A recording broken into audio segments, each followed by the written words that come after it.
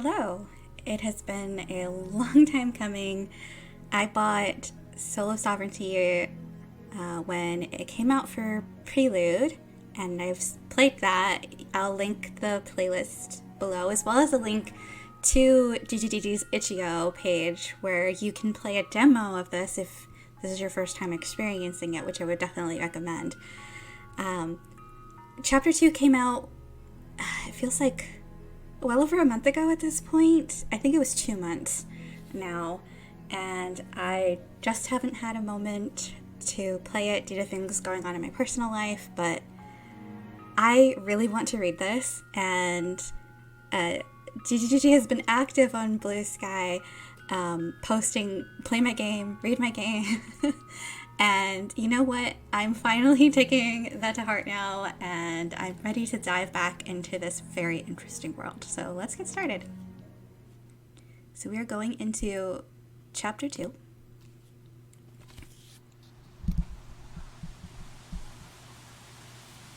Do you remember? The vents were open that day, letting the wind pass through. Real wind. Not the stuff they normally churned out to keep people from going crazy. This was the wind that lived and breathed, that I could swear blew my hair onto my face on purpose.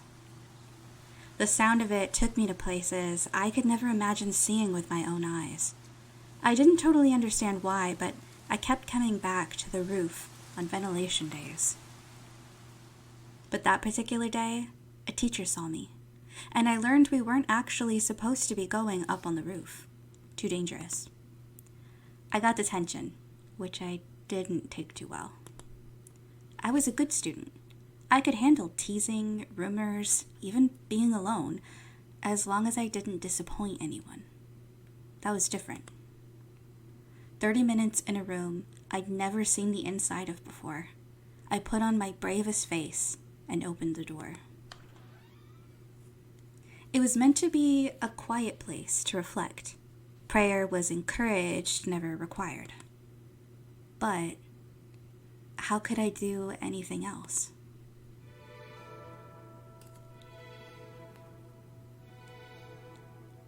The second I entered the room, my eyes were glued to his image, larger than life, on the wall. His gaze, too sacred for our sight, pierced the veiling hands and fell squarely on me. He knew how afraid and upset I felt, how harsh I thought my punishment was, and he sympathized with me. But was it so simple? Was going up to the roof the only wrong I'd done? I stood before him, dumbfounded and defenseless. The layers of my heart fell away one by one. I could hear a jumble of my own thoughts echoing in my head. What had I been so obsessed with? The wind that lived and breathed. What did that even mean? Places I could never imagine seeing. The outside? The rotting world we'd been saved from?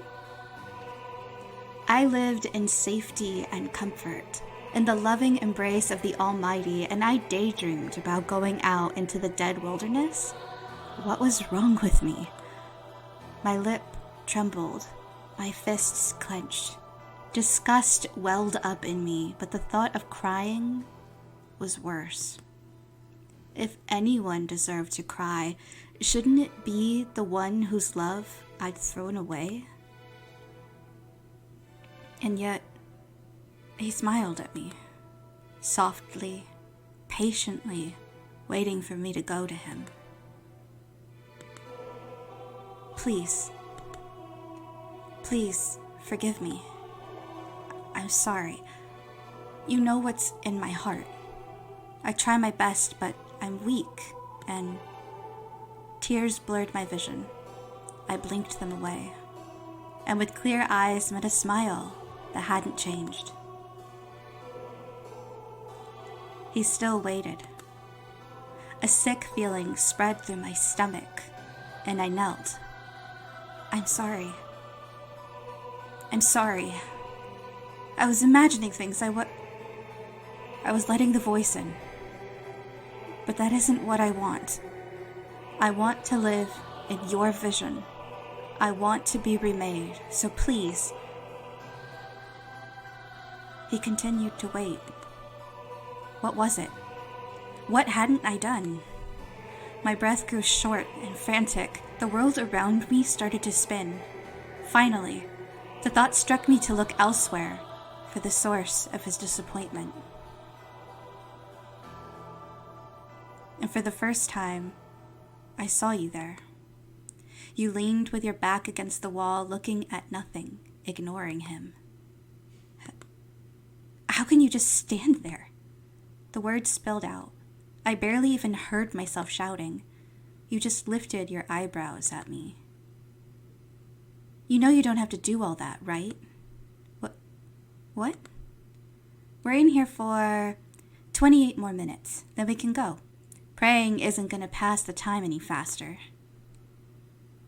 It had only been 2 minutes? I'm not trying to pass the time. I want to make things right with him. What did you do? That's for him to judge. Wasn't going to judge, just curious. Hey, well, want to know why I'm here? They caught me on the scaffolding again. I mean, they'll throw the book at me for any reason, but that was today's. The scaffolding? Like on the outside. Yeah. That's... What? Why? Isn't that dangerous? Have you ever felt the wind out there? It's nothing like inside. Once you really feel it, you never get over it. At least I haven't. I can't breathe sometimes when I think about living here forever. That's why, as soon as I get the chance, I'm out. I stared in silence. Man, I knew it. You are cool. Sorry? Me? You haven't rolled your eyes. If you think I'm crazy, at least you're being nice.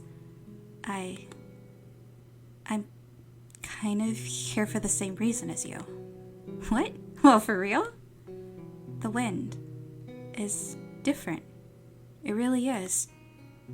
I just like to breathe it in. Sometimes I swear I can even... In the corner of my eye, I saw the builder's smile turn cold. Never mind. What? No, don't look at him. Forget his stupid face. I flinched. He's not... Don't say that. Okay, sorry. You can look at him if you want. Or you could look at me. You walked around opposite the image so that I'd face away to follow. I was nauseous. My heartbeat pounded in my ears. But I did follow you. And you smiled big and bright and fearless under the builder's gaze. I didn't realize it then, but that smile healed me more than his ever had.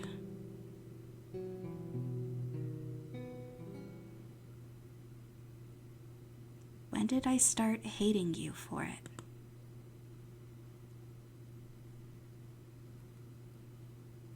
Chapter 2. The Beast.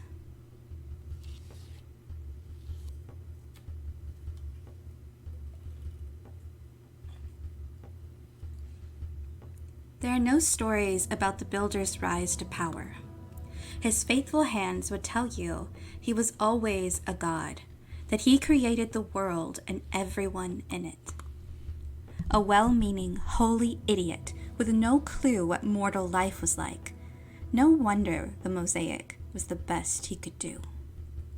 Maybe if I looked at it that way, I'd be playing the part of a hero. Too bad I know better. The sovereignty, the power to reshape the world. A legend that eluded even the mosaic's so-called greatest treasure hunter. And it was mine. Everything I could dream of was mine. Until it wasn't. You have not yet realized the fullness of your vision nor manifested it by your works. Until you overcome the remaining trials, you must continue to walk the earth as a human. Now a second trial awaits in the remains of Ericest. Ericest, some ruined capital. Loic knew the name. According to him, we'd arrive on foot in 2 days. A little persuasion made it 1 day, with no breaks. Now the sun sets beside us on a worn-down mountain path. Below us, a valley of thick fog, like endless nothing. Tired already? He's been lagging behind long enough by now that I have to raise my voice. I catch a flash of exhaustion on his face before he sweeps it under the usual smile. A bit. Whatever godly stamina the sovereignty has blessed you with seems to have skipped over me. But we're making good time. Perhaps we can spare an hour or so to rest? I asked for a yes or no, not an itinerary. Now keep walking before I make you crawl. As you wish. And then a little bow, and that's it. You know what? I've decided I am tired of walking. Carry me. Just makes him pause, like he's unsure he's heard me right, but we both know there's no mishearing. Soon enough, he stoops down to offer his back. All right, off we go. You know you're not fooling anybody with the fake cheer, right? He laughs. Barely. Yourself warned me not to expect sympathy, Ismay. If you'd prefer I begged for it now, you need only say the word. Now I'd like to say the amount of heavy lifting I did at the shop would surprise you. On a better day, I might manage like this a while longer.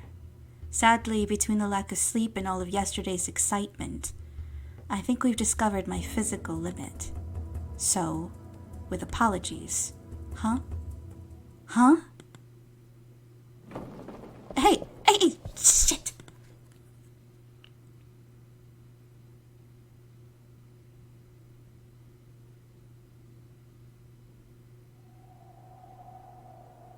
Fog everywhere.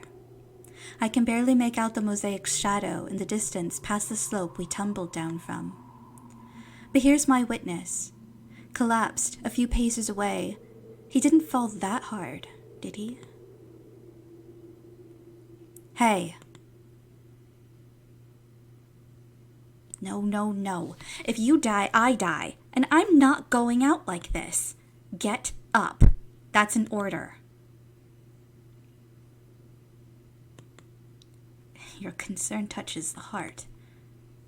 And you may rest assured your immortality is in no danger, if I can just have a minute to catch my breath. Fine. Shame on me for expecting my sworn servant to get a little exercise for his god. What happens when I order you to do something you really don't want to do? Such as, I don't know, kill somebody? You'll want a more capable man for the job, I think. But I've already told you, I'm not convinced by that kind of talk. Even without hearing the full truth, I believe you're searching for kindness, and you're just as worthy of it as anyone. Please. Well, however I'm choosing to look at it, the decision's been made. No going back now, even if I might do some things differently, given a second chance. But while we're on the subject, there's something I've been meaning to ask since we entered into this relationship together. Shoot. What is your vision for the sovereignty? What kind of world will you create with it? A world for me. What else? Yes, I imagine any sovereign hopeful would say the same. My question is more what that looks like, exactly. Oh, reclining on a throne, naked servants feeding me little fruits, that kind of thing. I'm only encouraging you to give it some thought. After all, the voice seemed to think your vision had a ways to go yet. If nothing else, have you considered the lives of ordinary people under your rule? Other than the naked servants, I mean. You can have a thong if you're feeling modest. Benevolent god indeed. But let's cut the shit. What kind of world are you hoping I'm hoping for? Come again? I can believe that you saved me because you felt bad or whatever. That's fine. What I don't buy is that a smart guy like you wouldn't be looking for a way to make it worth his while. You say I'm worthy of kindness. In other words, if you're nice enough to me, you'll be able to call in a favor once I'm in charge. So let's hear it. In fact, I'll take a wild guess. Your kid, right? For better or worse, I've signed away my life. Am I wrong to hope it was for the better? So you admit it. You misunderstood. I mean to save my daughter with or without your help. I was already prepared to manage without. But if the sovereignty does fall into your hands, there's one favor I think you'll be inclined to grant me. Oh, now this I've got to hear. Ismay, when I watched you rise from the temple as a god in all your glory, I was truly, deeply afraid. But as you issued your challenge to the shield, to the mosaic itself, a part of me rejoiced. That tower is the only home I've ever known. Within its walls lie the dearest treasures of my heart. And yet, well, to make a long explanation short, I have a good feeling that you and I share more common ground than you think, my fellow heretic.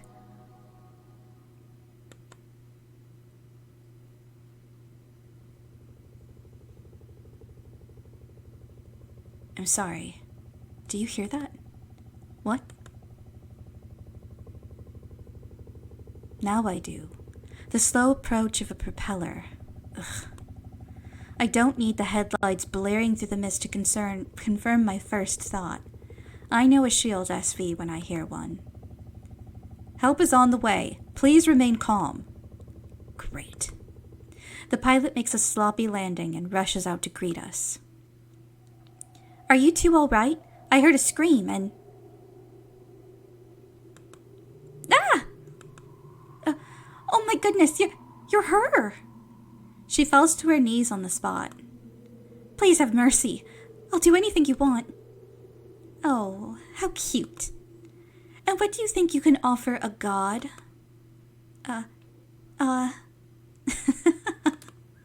Get up. Maybe there's something you can do for my mortal deadweight. Sure enough, the SV is packed with supplies. A blanket, radiator, first aid stuff. Most importantly for my witness, a few pitiful rations. Thank you, truly. Don't mention it. And you, wait, do gods eat? I've never, hosted one before. If you don't mind my asking, we've met, haven't we? Very briefly, at the lamplight. Yeah. Felice Fell for short. Fell is very cute. Loic Ard. Pleased to meet you properly, Miss Farrett. Likewise, but really this is our third time crossing paths. You'll have to forgive me, I only know the one other. You wouldn't remember the first since, well, you were unconscious, outside the Hollow Temple. I brought you back to Tarn. Really? Then I've fallen further into your debt. Not at all, I'm just happy to help. She sits there, staring into her lap for a while. Since we've run into each other like this, can I ask, what happened at the temple? But I can't imagine you missed it. A towering deity struck down your superior ship in plain view. Well, yes, but, I mean, before that, when the temple lit up, was anyone else there? Maybe a woman about my age with short hair, and she would have had a cape tied around her shoulders too?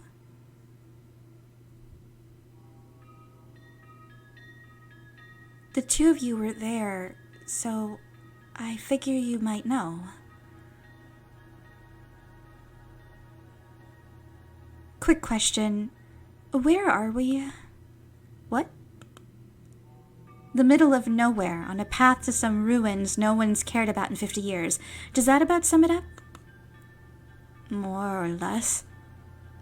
I don't... Great, because I'm having a hard time believing a rookie OS patrol just happened to run into us here. You know the whole shield was looking for me. I liked your little rescue act, but you didn't mistake us for random travelers. You've been following us. So, what's the plan? Let's say I know this girl you're asking about. If you were helping a first aid kit in a cereal bar would get me to tell you anything, you're not going to cut it as a cop, hun. You're right. That's why I quit. I stole the SV, all my equipment, and just ran. After Langley destroyed the temple, when he knew that someone could still be inside, Please, I just want an answer. I want to know what happened to my friend. I need to know Nino's still okay. Nino? No, it couldn't. So you really do know her. She's someone who means a lot to me, and it's my fault if there's any chance she's still alive, that's all I want to know. Please. If she went inside, no. Don't tell her a thing. He flashes me a wounded look, then closes his eyes. I'm very sorry, Miss Ferret. Believe me when I say I hope for Nino's safety with all my heart. What? Then that's it? Mr. Ard, with how she talked about you, I thought... She said you saved her life. But now you won't help me find her? All it takes is for this false god to say no? Oh, now I'm false? Sooner than you think, I'll be the only god.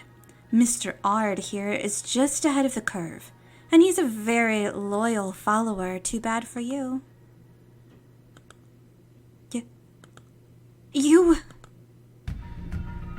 Uh-oh. She draws her weapon. That's more like it, rookie. Too bad it's still not getting you any answers. You can't kill me. She stares me down for a few seconds, obviously having second thoughts. Then her aim jumps to my side. I realize Loic has raised his palms to offer peace. Stupid. Then what about him? The look on my face spurs her on. You care if he dies, don't you?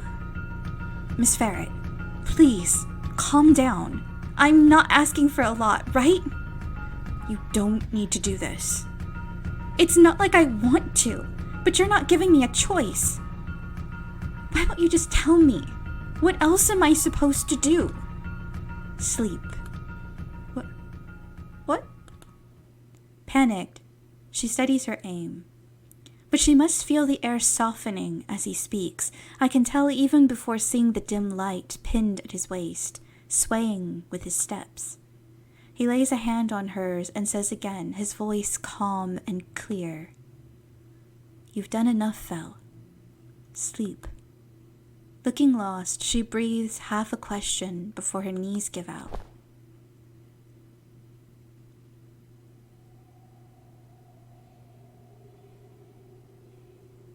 See, if I were her, I would have just shot you. If only. What flower was that? Hay feather. But give me a moment, please. He's knelt down beside her, rifling through the pages of his notebook. What? You're not done? That was too sudden. She'll suffer if I leave her like this. Likely even more when she wakes. Who cares? I do. Please. Just one moment. Now that I look at this girl, she really is struggling, clenching her brow, still breathing a mile a minute. The flower Loic picks out is another mystery to me, something white. As it comes alive, bathing her in light, he brushes her hair away from her eyes and lightly cradles her head in his hands. He talks to her in that warm, soft tone. I can't make out the words. Her ragged breathing slows, and the creases in her brows start to fade. Finally, something close to a smile shows on her face. All right, there we are. Did you have to do it like that? Like what? Nothing. You're not going to pass out again, are you? You sound like shit. He winces with laughter. Unkind, but true. I can't advise you depend on me for any more magic until I've properly rested. Lucky us to have stumbled into such a lovely campsite. Wait, here? With the cop? Formerly, and fast asleep, as you can see. Until she wakes up. Not for some hours at least. And I assure you you'll be awake to keep an eye on her, either way. I wouldn't have gone to all the trouble of tracking him down if I didn't need him. And I'd already been in the Aircast by now if I didn't need him alive. But still, what the hell? Whatever. Thank you, Ismay. Good night.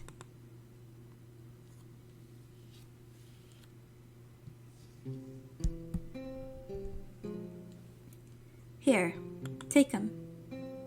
Huh? Aww. Huh? Go on. Thank you? Yeah, so you don't feel anything, right? No, man, I knew it was a dud, but I had to try it. Huh? No, wait, seriously, huh?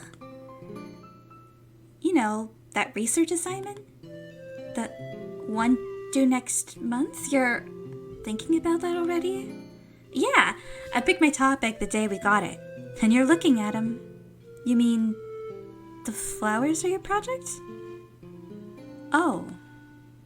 Not just the flowers. I'm investigating flower language, one of the greatest mysteries of the ancient world. Flower language, like unrequited love and stuff? That's what everybody says. Here, just read the stupid pamphlet they gave me at that place.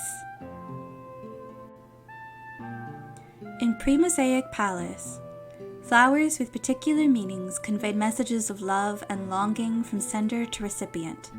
Thinking of you, I pray for your happiness. My heart aches. All could be expressed with the right arrangement of blooms. In Aksend, people could come to ascribe far more varied meanings to their flowers. While some might strike us as bizarre today, did you know the Peking Drenja means underwear? When taken as a whole, Aksendi flower language is beautifully nuanced and endlessly fascinating. And then there's a glossary. Yellow roses for friendship, Palacias for regal beauty. Oh, there's the hydrangea underwear thing. It's so dumb, right? I mean, I wouldn't know. I'm not the one researching this stuff. Well, first of all, Aksend invented flower language, and they weren't just using it to send love letters. What were they using it for? Everything. Marcel Mullen, here we go. Marcel Mullen wrote about it. He said it was the most powerful magic known to man. With the right flowers, sages, they called them sages, could do anything, healing the sick, taming the seas, moving mountains. That sounds scary. It sounds cool. Anyway, it was a total mystery. The Temple expedition couldn't get off the ground for years because nobody knew how it worked. And then Marcel Mullen actually met a real living sage, someone who could unlock the secret of the ruins. And they still didn't find anything. Yeah, but that's just it. That sage disappeared. Mullen's last report said the excavation team came back short one person. What? You mean like they died? That's what I thought, but here, look at this. She handed me a magazine open to the cover story. A familiar actress smiled at me, arm in arm with her co-star. Fifi Lacour? Aw, I didn't know she got married. Cute. Wait, the sage is Fifi Lacour? No, read the article.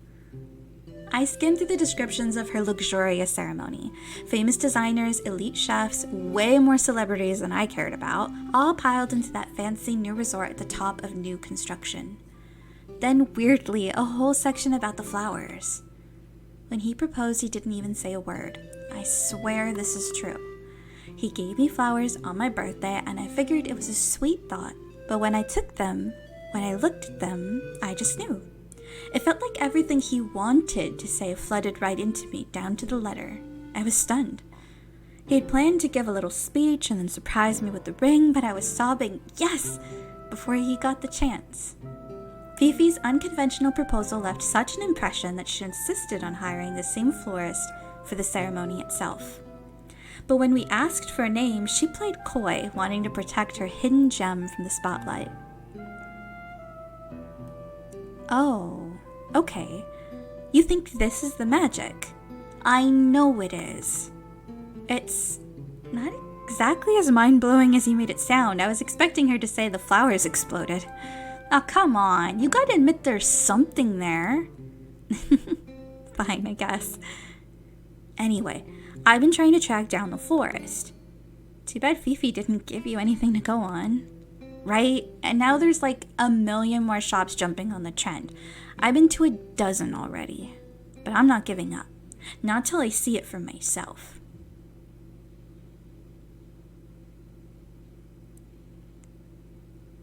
Look, people, with your own eyes. However tall the mosaic may climb, it remains only a tiny corner of the world as it used to be.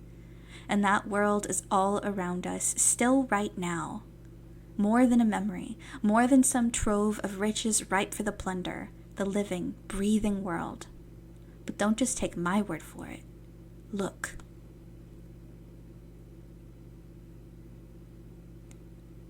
The request seemed easy enough. And despite the look on my daughter's face after the client had left, it wasn't too far out of the ordinary. I'd considered a number of approaches. Striped carnations, your feelings overwhelm me. Sunflowers, daffodils, I take joy in my solitude. Pomegranate, if only I could. The more options I weighed, the less I could deny what I was doing. Flimsy euphemisms, everyone. I was skirting around the obvious answer, the most direct expression of the client's feelings. How dare you? I sat alone in the workroom, watched by a crowd of scornful faces.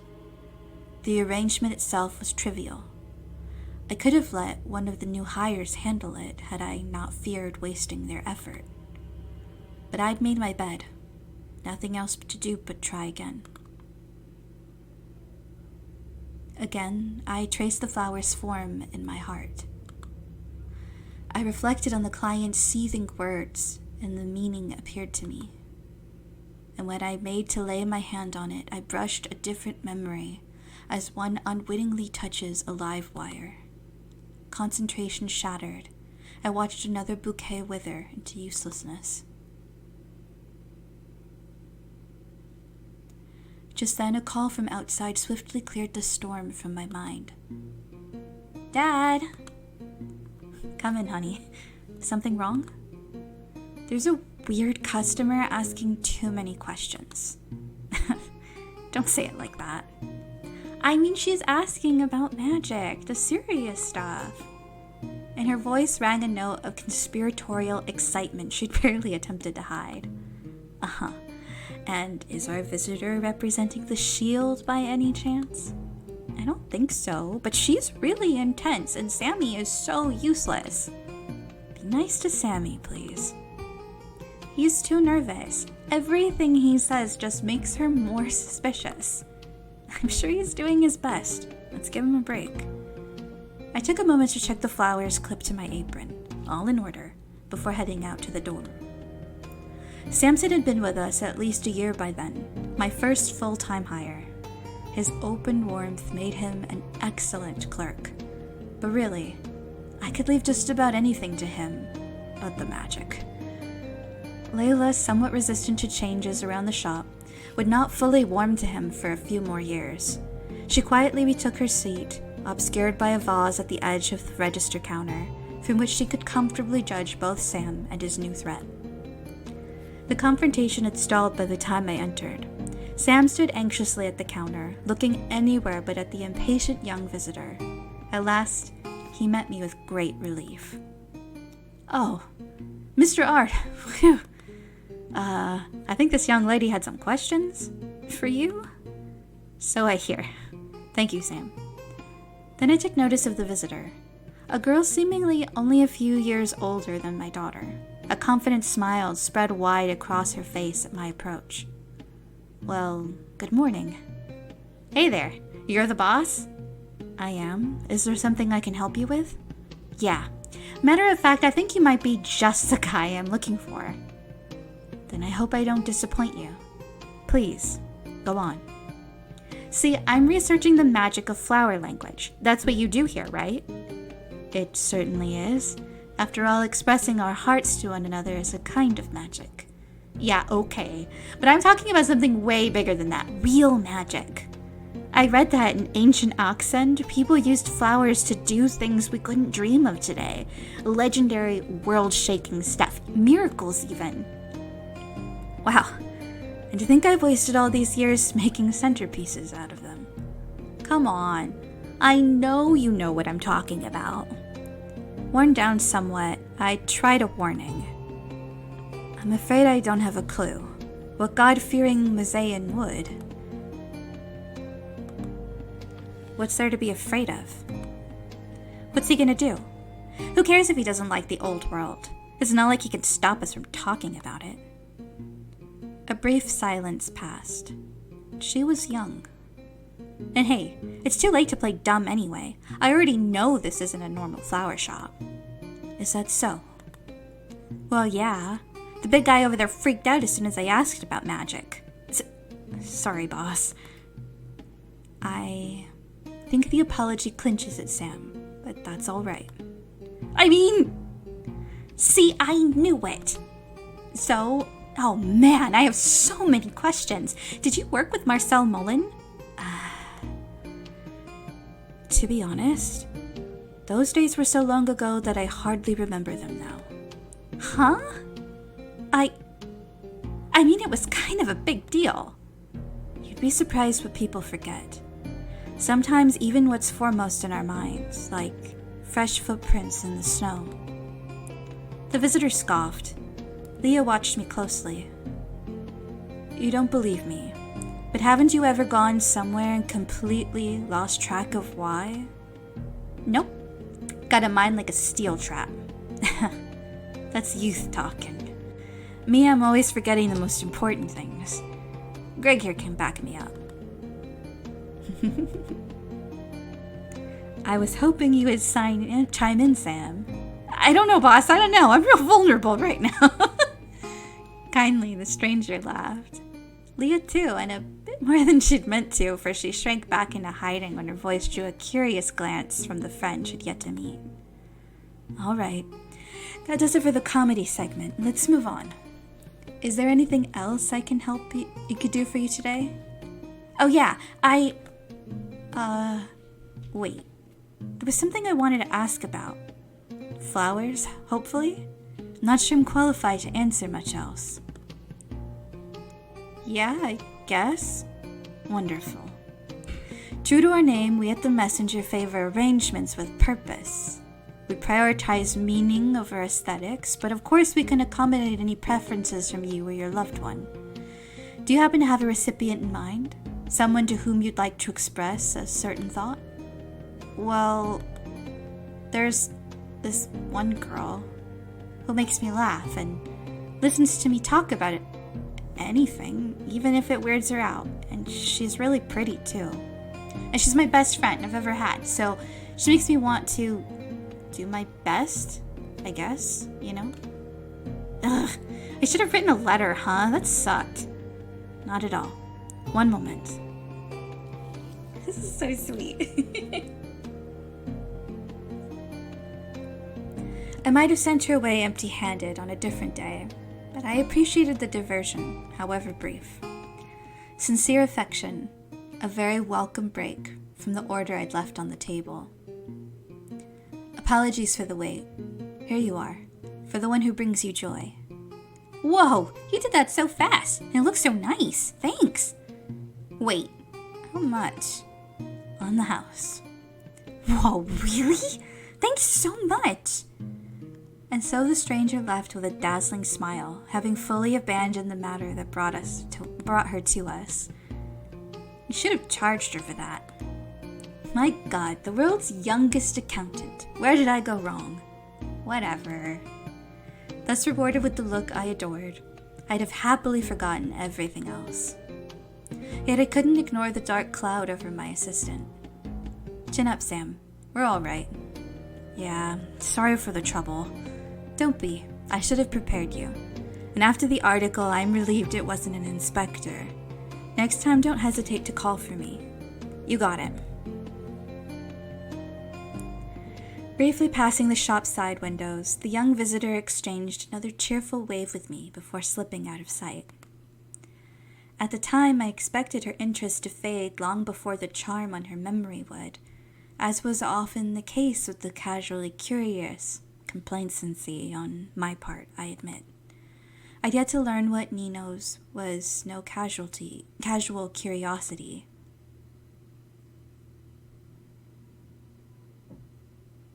Hey, time to wake up. You've slept enough, right? I couldn't honestly say. Has something happened? Yeah, the sun came up and I'm tired of waiting. Get in. She gives the side of Fal's survey vehicle a loud slap as she heads around to the pilot seat. I realize I'm not going to talk you out of this. What, stealing a stolen SV, really? Stranding this woman in the wilderness, I meant. Not my problem. Get in. Having left myself no room for resistance, I obey. Felicie stirs only barely, still enfolded in a joyful dream. I must take some solace in knowing I've offered her the only kindness I can.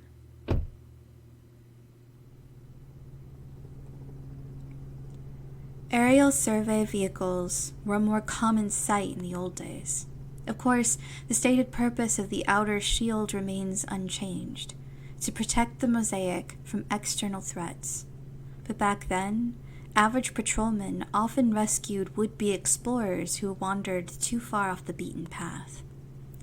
As the number of wanderers dwindled, so too did the daring rescues. At her age, I doubt Officer Farrett would have seen enough excitement in the field to earn this rickety SV its scars.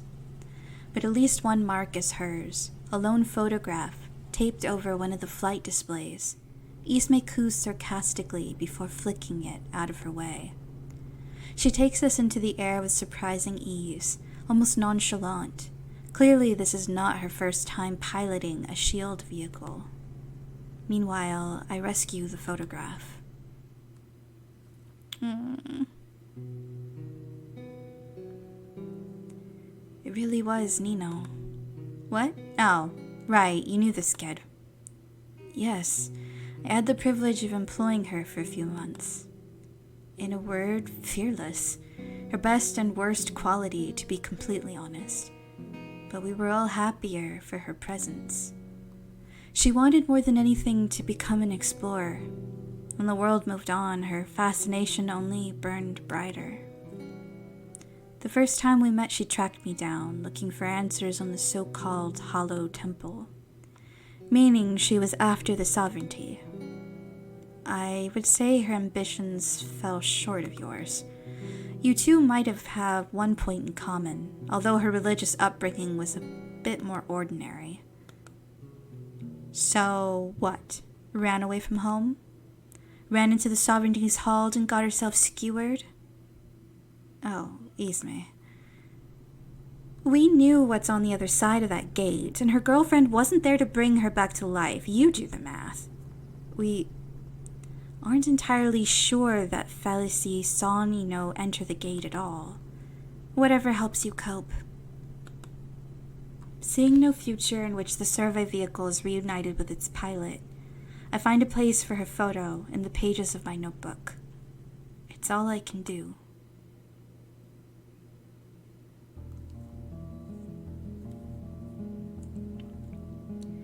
Seat of splendor carved in stone, shaded by boughs of gold. So the poet wrote of Erechest, Oxen's ancient capital. The early Phaimic priests settled there for its abundant rains, which yielded many precious flowers. With the wild sword lily, the great cleaving, they shaped the mountains into their dwelling. Hybridization refined the meaning over time, enabling greater feats of architecture, more elaborate sculpture. At its height, Erechest became a marvel of engineering that inspired awe from across the continent. Now the seat lies barren, its splendor long eroded by the world-ending rain. After some few valuables had been collected by treasure hunters, Erechest quickly fell back into irrelevance. Ismay looks over the ragged remains, her face hardened into a scowl. Is this it? I wonder what you expected from my description of the place. You know I wasn't listening to any of that. Of course. This isn't Erechest proper, at least not as I've seen it. Treasure hunters approached it from the north, nearest home. We've come round the south. Can't imagine why they didn't bother with this side. Marcel Mullen would have liked to. He never found what he believed was Erechest's greatest secret. It is a sovereignty deluxe, or should I tune out now? Unfortunately... Oh? The ground shudders, then lurches. From behind comes a scraping sound, a tremendous crash, and just as abruptly all settles again into stillness. When we turn to look, the parked SV is nowhere to be seen, swallowed, I realize, by a massive rift. Clearly no act of nature. Exalted and witness go forth. Eyes all aglow, Ismay peers over the edge into the depths. There lies Erechest's legendary subterrane, the holy city beneath the city, prepared for us as if on a platter. Briefly, I consider what he would have given for such a view. How's that for service? Come on. Indeed, our guide has graciously provided a path down along the cliffside, scalable with a good deal of care on my part, and very little on Ismay's. She hops down on instinct, apparently having taken to her new invincibility as a fish to water. At the deepest point, a great effigy carved upon the wall beckons us into a long, dark tunnel. So, humor me. If we're the first people to find this place, there's going to be treasure here, right? Surely wealth pales before the promise of godhood, Exalted.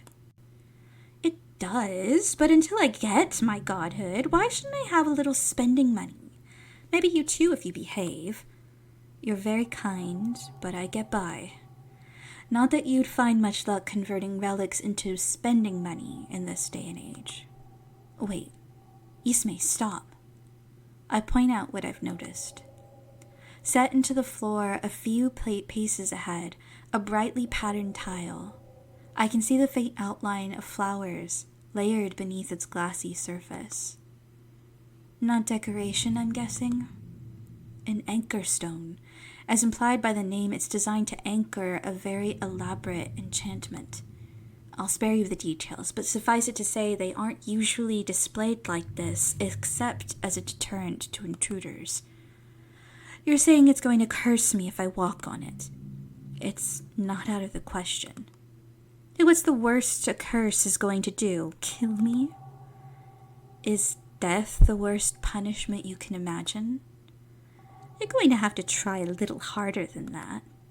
I'm not saying this to frighten you, Ismay, only to offer my experience. I've treated my share of unlucky grave robbers as it happens. The ones afflicted for only a few hours insisted they'd endured weeks of screaming agony. Sounds fun. To each their own. How'd you cure them? Primarily lavender, my old standby. It means peace, comfort, relief from anguish. Why do you ask? Because you can just do that again. Let's go. Ismay. Ignoring me, she walks across the tile. Then waits a moment. Then shrugs, rather dramatically. All right. Oh my God, you hate being wrong. You hate it so much. You're gonna cry. On the contrary, I've never been happier to be wrong. Anything that saves us the trouble of... Shit, what? Are you okay?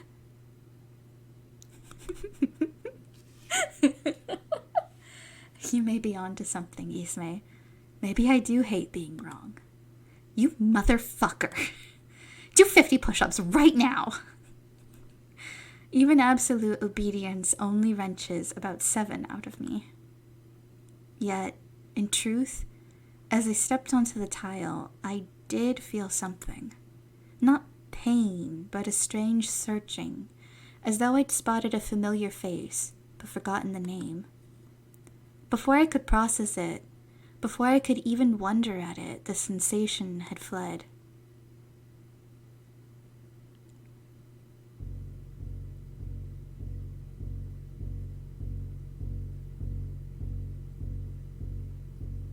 Wow. This is a hell of a lot better than the last ruin.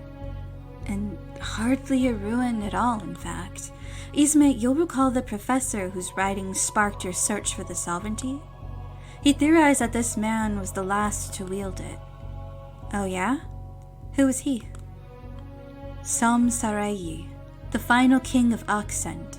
This place is a monument to his rule, or so I gather from the inscription. So you can read it. Oh, not a word of this formal stuff. It may as well be written in different language from the Aksendi I know. But the flowers carved into the frame paint a clear enough picture. We often see these 5 associated with royalty, each extolling the monarch's virtues. By this point, I expect Ismay to tire of my explanation and order me to move along. Instead, she stares up at Sarayi's image in total silence. Bet this guy was a real piece of work.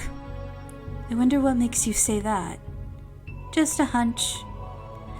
That's a flower he's got, right? What is it? That is unmistakably a witch gaze, a mark of authority. I wonder too if it served as a symbol of his sovereignty. Wait, there's a flower that can give me the sovereignty? Then why are we wasting time with all this? No, I'm only suggesting that it was a visual metaphor here, a clear sign to the people of the time. Okay, what does it do? Pardon? I mean, if you did your magic thing with this flower, what would it do?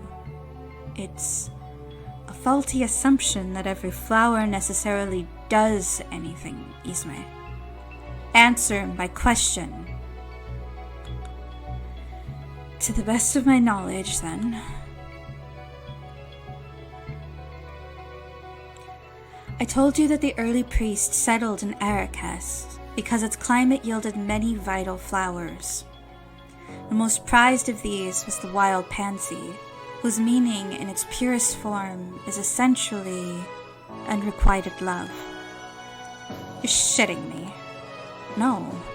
Earnest devotion refused by another. That meaning is the progenitor of the witch gaze. It was refined through cultivation over many years, revealing new complexities, deepening beyond description. The poet chose contempt, shame as a bridle on the defiant. At a time when factions warred for control of Aksent, the witch gaze rose to prominence as a tool of conquest. Unification was won not by military might, but the power to grind hearts and minds underfoot. Neat. Where do we get one? Of course. I'm supposed to be winning followers. This sounds like a pretty convenient way to go about it. But I can see you're just dying to tell me all the reasons I can't. Setting aside my hopefully obvious objections for a moment, it would be impossible. The witch gazes a variety of garden pansy with a very specific, very rare coloration. The royals of Oxen bred them with purpose, obviously. We today do not. Great. So only this one color is any good? Most pansies bear less potent meanings, far closer to the original love spurned. Although if you visited my shop, you'd find even the lesser varieties absent. Which brings me to the second flaw in your scheme, Ismay. I can't read pansies. What do you mean you can't? It's the nature of my work to invoke emotion in many forms, some more complicated than others. I've attempted to incorporate common pansies into an arrangement before, but their meaning isn't compatible with me.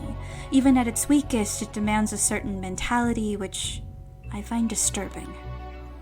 You're too much of a puss. As always, you have a way with words, but mine seem to have failed me here. Let me put it this way. Have you ever seen warmth in the builder's smile? Excuse me? Supposedly, it's there. As someone who falls more than a bit shy of his vision, I've never been able to verify that myself. To me, it always appeared more like derision, a kind of mocking hatred, which drove my younger self to dark places. Of course, I don't presume that you share my exact point of view, but when I speak of contempt as wielded by kings against their subjects, that is what I mean. You can be a real buzzkill, you know that? Oh, not at parties. They love me. Ismay's interest mercifully runs dry, allowing us to return to the more pressing matter of her trial. Behind Sarehi's image, the path leads us to the heart of his monument.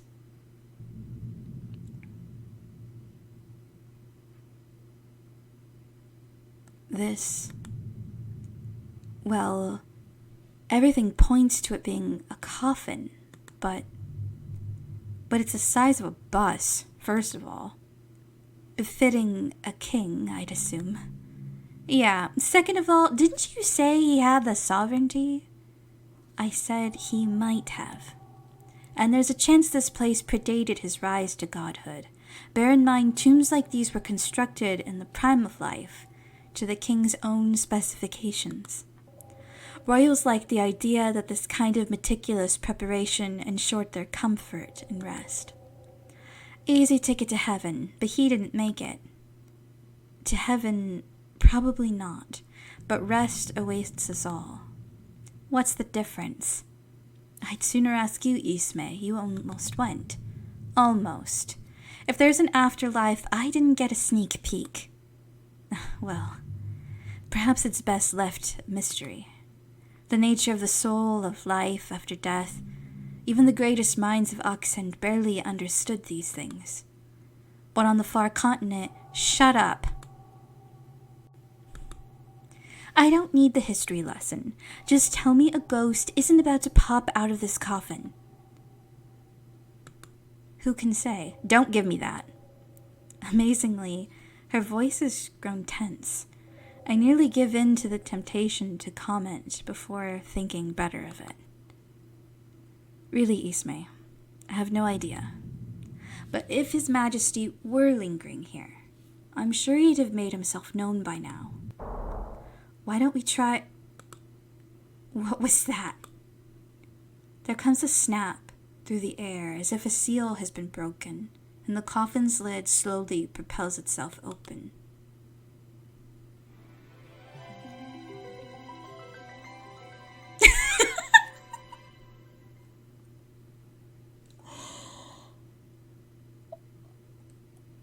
I don't know what I was expecting, but it absolutely was not this. But given what I've read from GGGG in the past, maybe this is what I should expect to happen. Oh my. What the hell?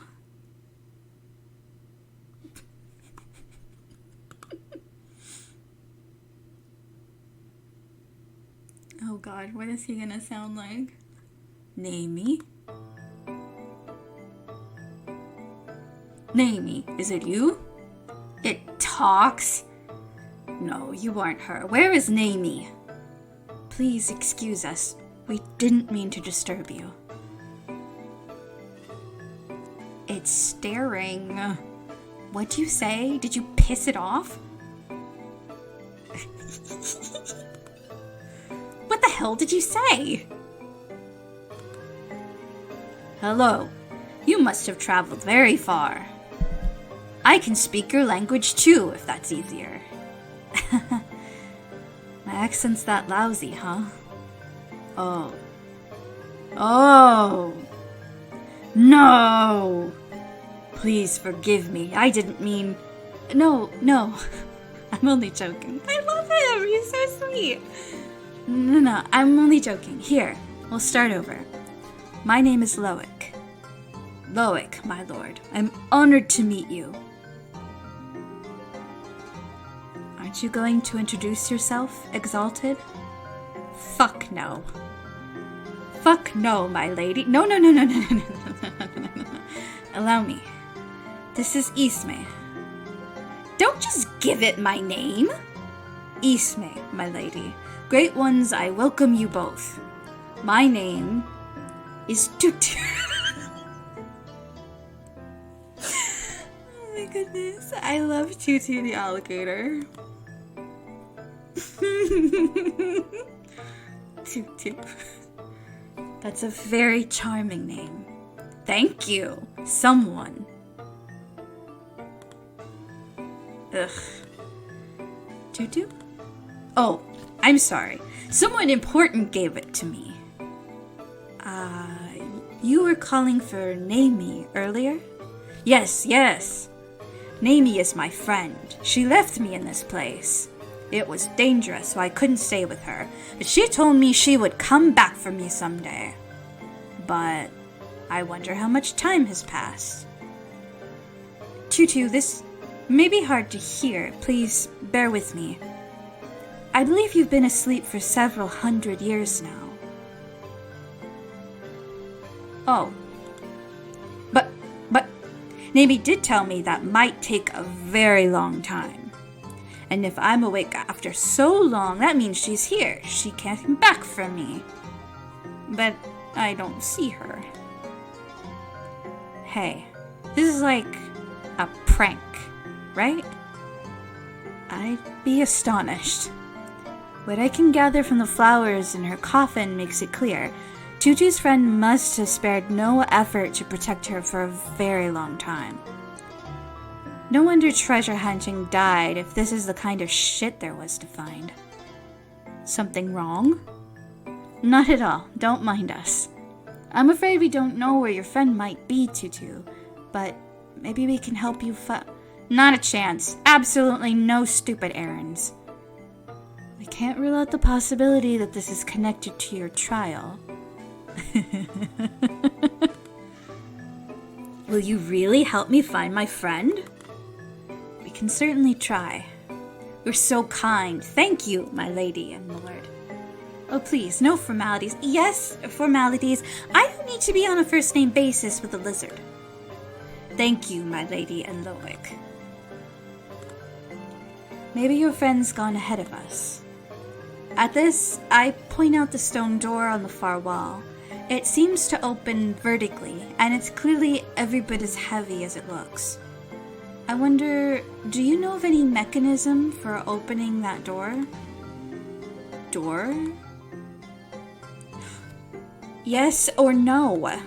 I'm sorry, I barely know anything. But I don't think that door is supposed to open. So we're definitely about to open it. So we are. Would you be so kind enough to part with the sword of Arrakest you're holding, Tutu? Is that what this is? I don't know where it came from. I suspect it was left with you for a reason. You're aware of its meaning? Oh, you're a sage like Naomi. You know the great mystery. I study it, yes, though I'm hardly a sage. We'll see what I can wring out. May I? Tutu hands over the flowers with excitement. Much like her, they seem to have emerged from slumber as remarkably full of life as some centuries ago. The very ideal of a sword of Arrakest, at least to my eyes. I've never held one, but I know other children of its wild ancestor, facets of their primal cleaving, revealed by the modern gladiolus in its many varieties. I dwell on its shape, tracing along its stem a winding fissure. The memory of Earth split apart springs immediately to my mind, yet its form begins to waver. Each branching crack becomes a delicate spiral, an arch inscribed with prayer, a figure swathed in marble, a condescending smile. All of these etched upon a pillar great enough to blot out the sun. What can I do with this?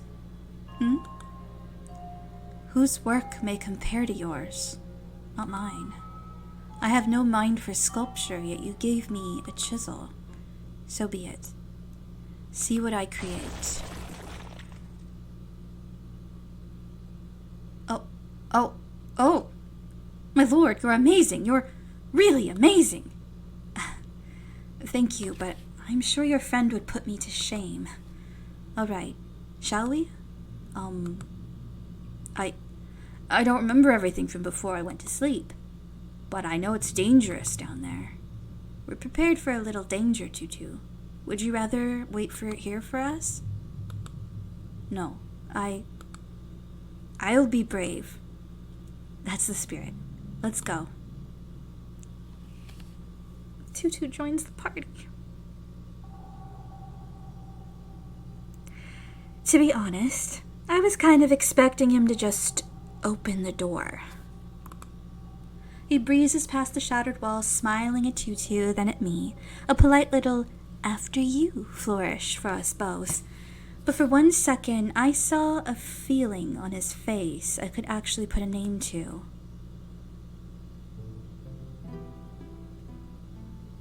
Past the wreckage, a rough staircase leads down into darkness.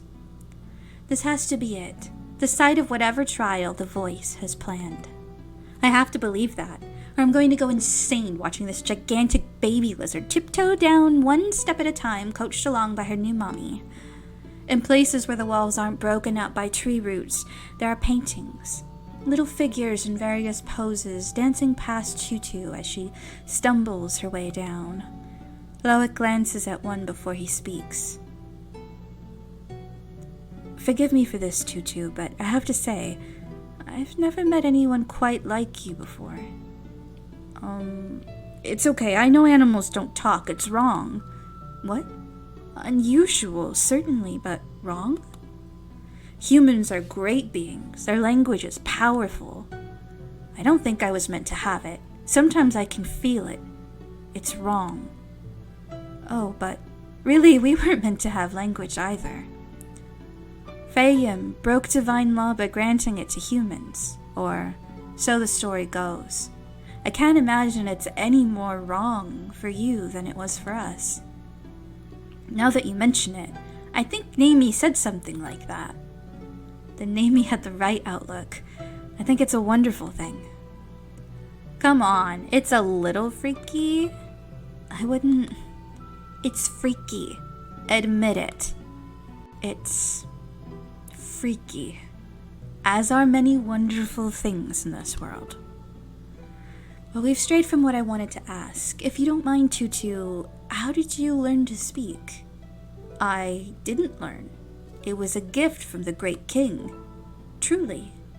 And how did he grant such a gift? I can't remember, I'm sorry. No, that's all right. I'm only surprised. What an incredible feat for a mortal king. Wouldn't you agree, Esme?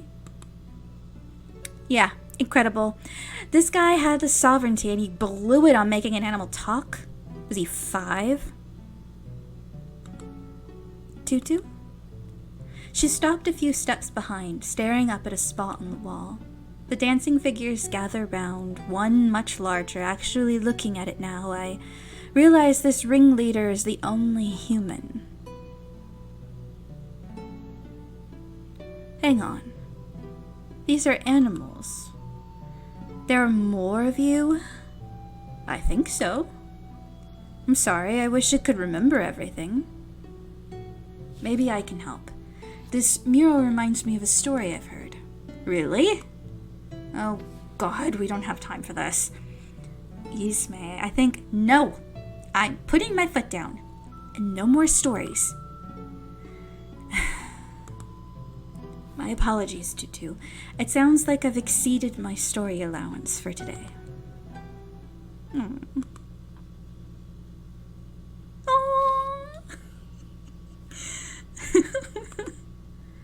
Oh my God. 2 minutes. That's it. More than enough. I'll tell the abridged version. Yay! I love her. There once was a priest who sat in the gardens and sang praises to Fayum. His voice was so beautiful that it would draw the animals near in wonder. Seriously? A chimera heard the priest's songs from within its cave. Filled with spite, it thought to silence him forever. One day a strange song drifted from the cave and captivated the priest's heart. He wandered helplessly into the chimera's den, where he was slain. The animals who so loved the priest gathered where his body lay and began to sing in his memory. This heartfelt song revived their fallen friend, who sang together with them for years to come. The end. Was that so terrible? No. I laughed. I cried. Still not convinced this has anything to do with my trial. Oh, I don't know. Consider that you yourself were raised from death by an earnest plea, exalted. You didn't sing. My mistake. Clearly no connection whatsoever. Truth is weathered down by the ages into stories like this, Isme. Eventually, even the truth of our journey together. A priest, a chimera. History might remember you and I very differently someday. History will remember what I want it to remember. And my first act as sovereign will be wiping your cute little singing animal story from the books. Noted. And what did you think of it, Tutu? The story was for you, after all. But Tutu doesn't look right. No. Tutu? She clutches her head, panicking, then focuses on me. Despite everything, I was starting to accept her as intelligent, but the thing glaring at me now is pure animal. I jump back before her jaw snaps shut. She snags my sleeve with her teeth, tearing until the fabric starts to give. Shit, what's your problem? Tutu. Boic flinches at her bared teeth, then steadies his voice. Tutu, easy. It's us. We're not going to hurt you. It's wrong. All wrong. She pushes out each word between growls. Loic puts a hand on her arm. Listen to me, Tutu. Again, that softness on the air. Stay with us. Stay with us. I'm sorry. I'm so sorry. It's okay, Tutu. Everyone's all right. Speak for yourself. Are you going to explain what the hell that was about? Hello? Hello? I'm sorry, but I don't think we've met. It's Ismay. Huh? You ruined my outfit. Of course I had to change. I'm sorry. I don't know what happened to me. I heard his voice and I felt so wrong. Whose voice? He came from far away, from a place where people sang, and he would sing in the garden like your story. We sang for him to make him happy, but then something terrible came. I'm scared. You're safe with us, Tutu. I promise you that. You'll be brave, won't you? I will. Aww. The best image in the whole chapter so far. I'm going to throw up if these two keep doing whatever they're doing. The real heart of this place is just ahead. I can almost taste it. We come to a room on the way. Nothing but another door leading further down, a glorified staircase landing. So we press on. As we approach the depths, something sparkles on the tree roots lining the walls.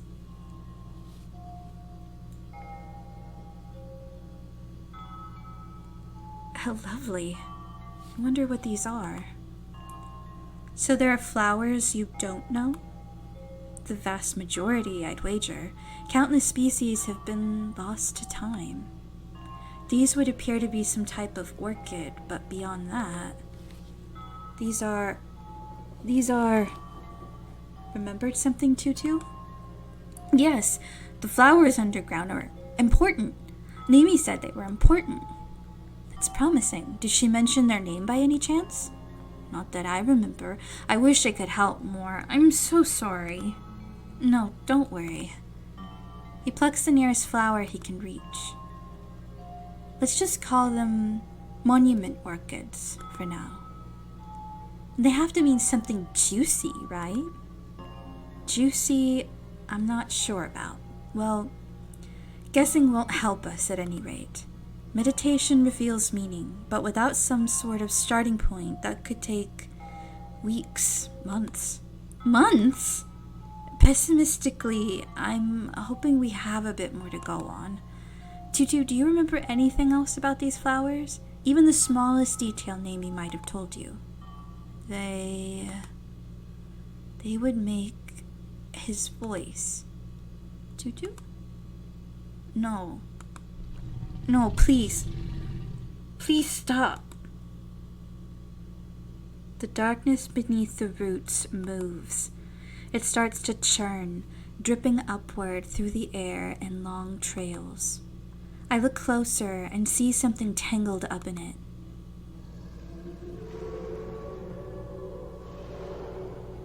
Animals. Fur. Wings. Scales shuddering together. A giant herd. Eyes all opening at once. All shining on us. The shadow carries them up in its tendrils. Big exotic beasts. Birds. Whatever else. It gathers them together, twisting their limp bodies into limbs of its own.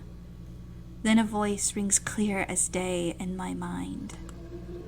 Loic shares a look with me. He hears it too. Exalted seeker of the sovereignty.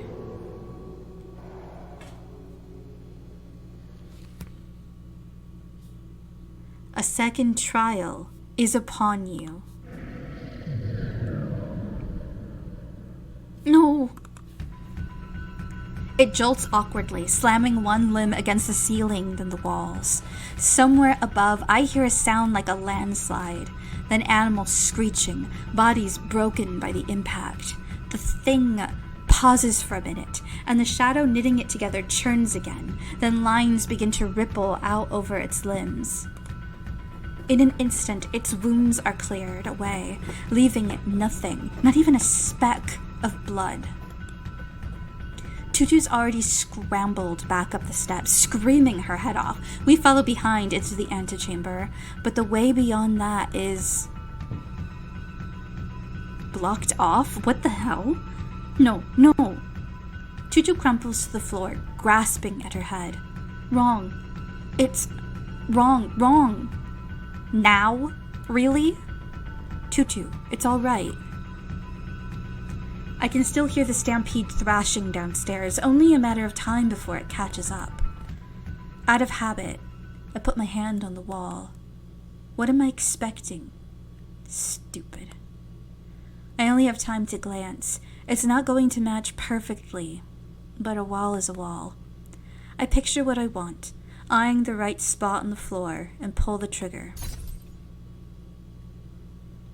And now a false slab of wall conceals the corner where Tutu's melting down. As claws scratch up the stairs, I duck into hiding.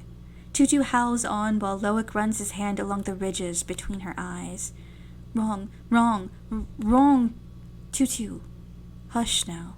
Be at ease. You're precisely where you belong. And then it arrives. It shambles past us, loose bodies weaving in and out of the herd, all huffing and braying. The fake wall fools it, but it doesn't leave. Maybe it can smell us. So it stalks our vicinity for a too long minute, then finally turns to try the other end of the room. Ugh. Well, it's not quite the chimera I imagined from the story. And I'm guessing my trial is to kill it, but it healed itself. Let's not jump straight to violence, Isme. We may only need to pacify it again. Okay, Mr. Pacifier, you're up. Well, the lavender wouldn't take. I know too little about what we're dealing with. The new ones, then. The orchids. What about those? Right. My instinct says they must have been used to hold the chimera down there in the first place. So, use them to put it back. No idea of their meaning, I can't use them for anything. Plan B, then. Wait. Suddenly the chimera turns its writhing head back toward our hiding spot and starts stalking back across the room. Please, I need a diversion. The conditions are less than ideal, but if you can buy me a few minutes undisturbed, I may be able to turn up a meeting. Fine. Don't say your god never did any favors. Thank you. With the flower in one hand, he closes his eyes and seems to leave us. Tutu, curled up by him like a dog, makes a pathetic face as his petting hand stops. I can hear the chimera sniffing around just outside our hiding spot. What are you going to do, my lady? Shut up. Ooh. They kind of look a little bit like challenges from the Sanrio Hello Kitty Island Adventures game there. They're so cute. Ooh, how did you do that? Shut up, I said. I lob the ball out from behind our hidden corner. It jingles as it bounces. Oh no! You've dropped your beautiful ball, my lady! Huh?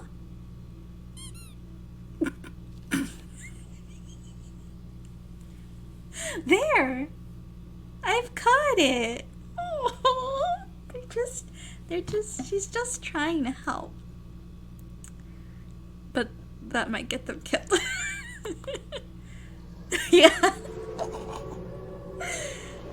Okay, I'm going to bring it back now. Please just wait right there, my lady. Oh my god, her face.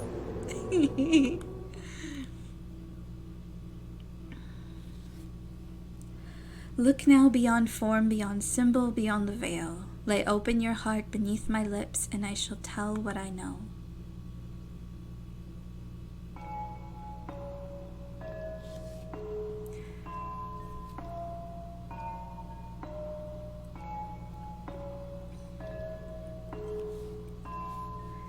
The poet's writings usually serve me as a bridge. By her words, I walk across the mire until I am left to wade in. The bridge is much shorter, yet I prefer it. Freed from the constraints of ceremony, of reverent study, I can simply get to the point. Them would make his voice, Then, as if summoned, that same voice rose to torment her. Wrong, wrong, again and again, but these were not her words. I reflect on the flower's form, seeking sense within it, and the array of its petals, in its barest weight on my palm. In its sigh, bright and fragrant, devoured by the earth, and the decaying roots adorned with ribbons of lace. Beyond all these, I hear the sound of rain. It fills the air like voices shouting to be heard, joined one moment in alluring harmony, the next only noise. As I sit and listen, a stray drop singes my hand, raw, bracing pain. It sparks in me a kind of ravenous panic. I imagine myself running out to burn alive in the storm. But I have crossed the threshold.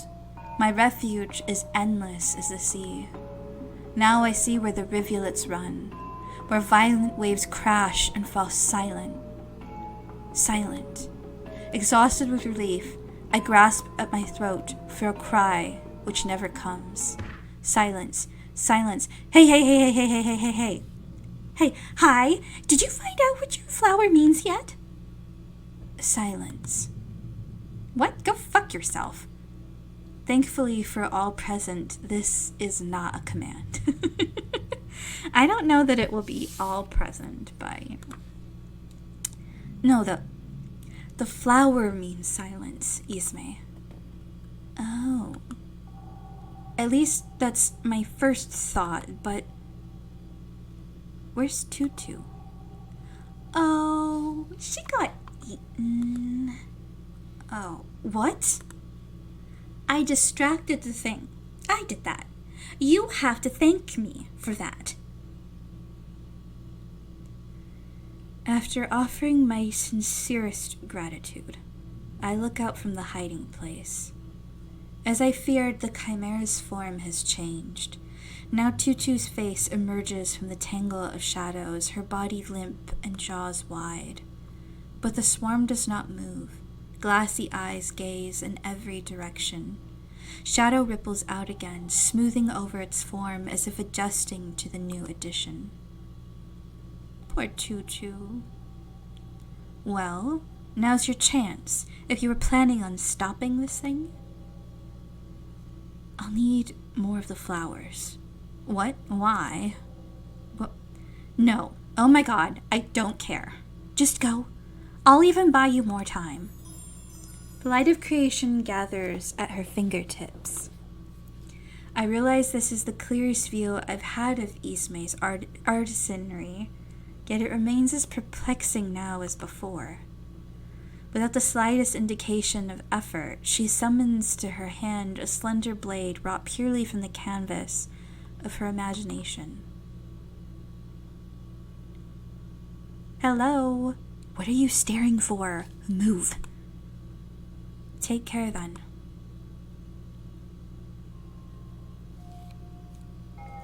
Precious few flowers remain intact after the chimera's rampage.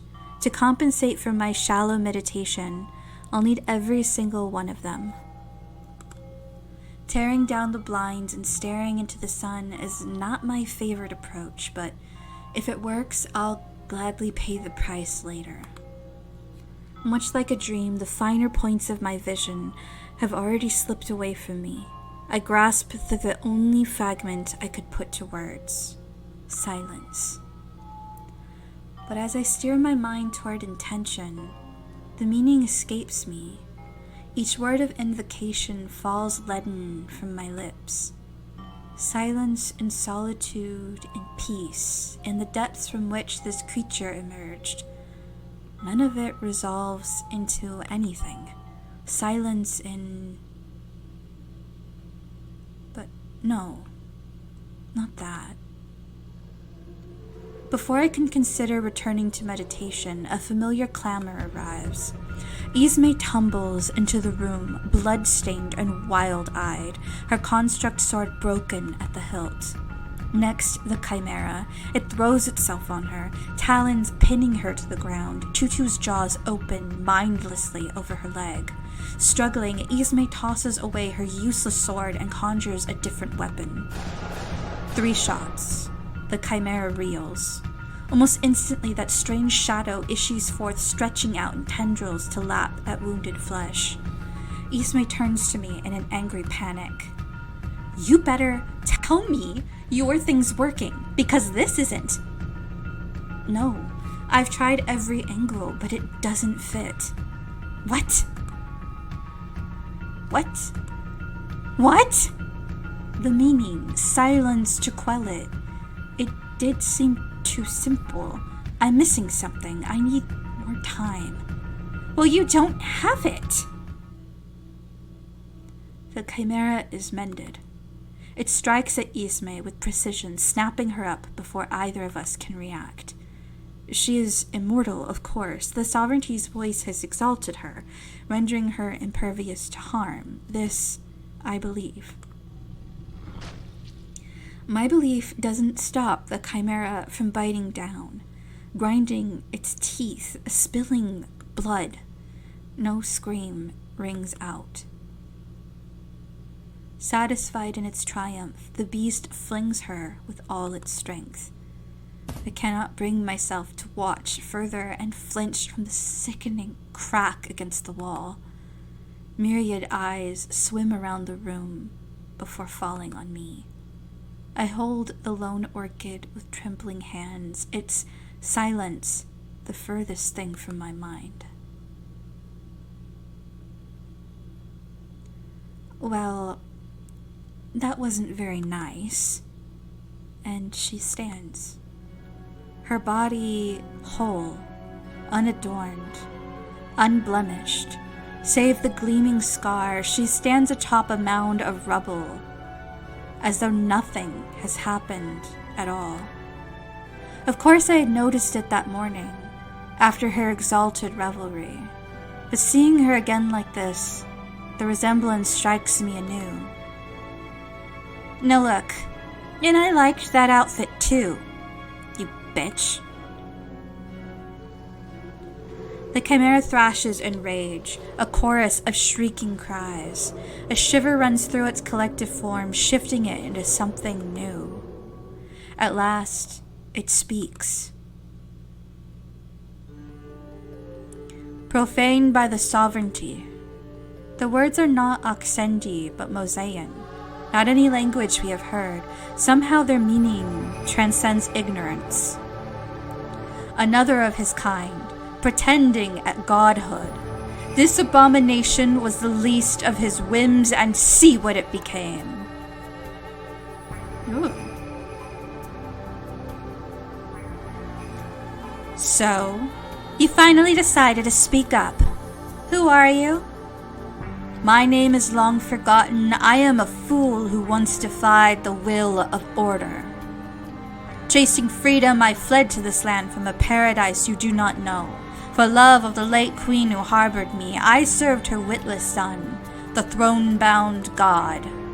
I had deserted my chorus, yet song lingered in me, and so I sang in the gardens of his menagerie, soothed each day by the company of his beasts. But the great king saw what little joy I took in my ritual, and he knew no restraint. With barely a thought, he willed voices upon the captive beasts as a gift. As Phaeum gave unto us, he sneered, blasphemy upon blasphemy. They surrounded me singing in horrendous tones, gazing with enlightened eyes, in my honor. I could not bear it. Shame and horror sickened me to death. Yet my suffering did not end. The beasts gathered at my side, raising their mournful voices together, until desecration itself answered their call. What? Yes, Exalted. I share your title, but do not mistake me for your type. The sovereignty is an affront to the law I once defied, and now my soul is forever tainted by its mark. O divinities, I repent, yet you have abandoned us as we rightly deserve. Did the fall of oxen not suffice? Will you only return to a world purged fully of sin? Then let this vile power be of use. Let these witnesses bear forth my wrath, your wrath. Death to the sons of Sarai and Palicion alike. Death to all who defy your will. The beasts he wears cry out, shaking the earth. Are you done? I get it. The voice sent me here to listen to your little story, teach me the dangers of the sovereignty. Power corrupts, something like that. Well, sorry about your king. Promise, I'll be even worse. Fool. Hush, exalted. That's enough. What? Now I know you.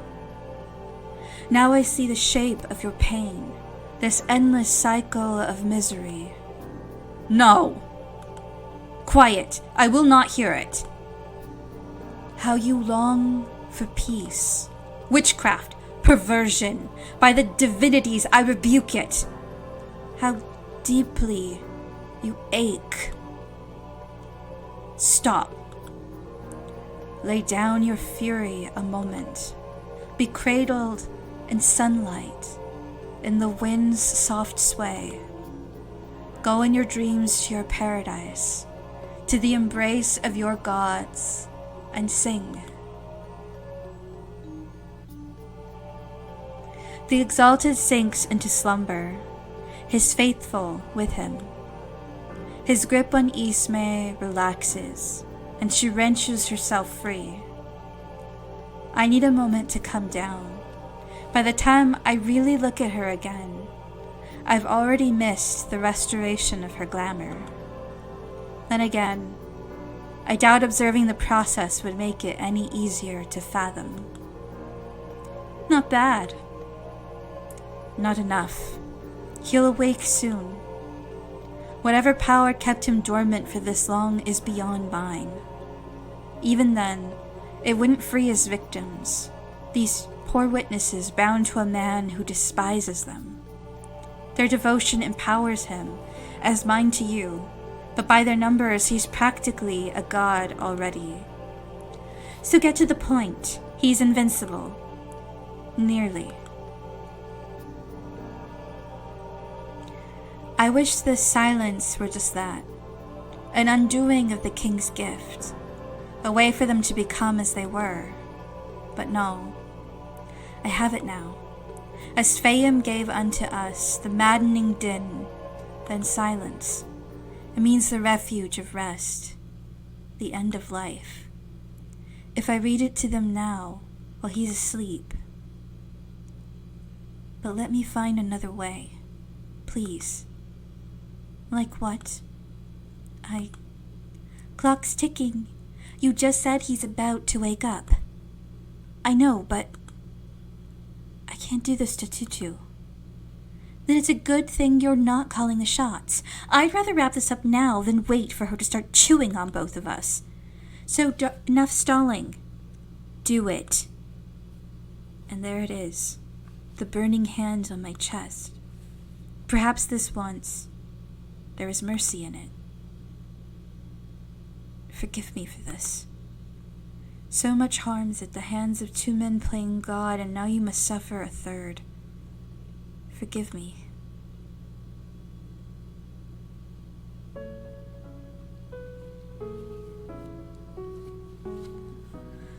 Once order was with us, it sustained us, and guided us along. Then a great king summoned us, so we left the wild and gathered before his throne. He prepared a beautiful garden for our home, and the men of his court would come and see. They marveled and taunted us and touched us, knowing the king had bound our nature. Some were different. One man would simply sing, and his voice sounded sweet to our ears. We loved him. But the king tired of us. So he willed us to change. Our bodies straightened, allowing us to walk in step with him. Wisdom bloomed in us, and for the first time we knew ourselves. At the king's command we danced and sang in his court. He brought men from distant shores, filled our minds with their foreign words, and made them howl with laughter. But the man we loved never sang for us again.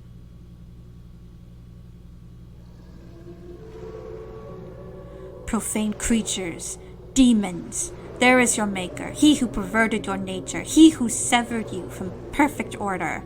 Shatter his throne, feast on his flesh, show him the horror of his sin.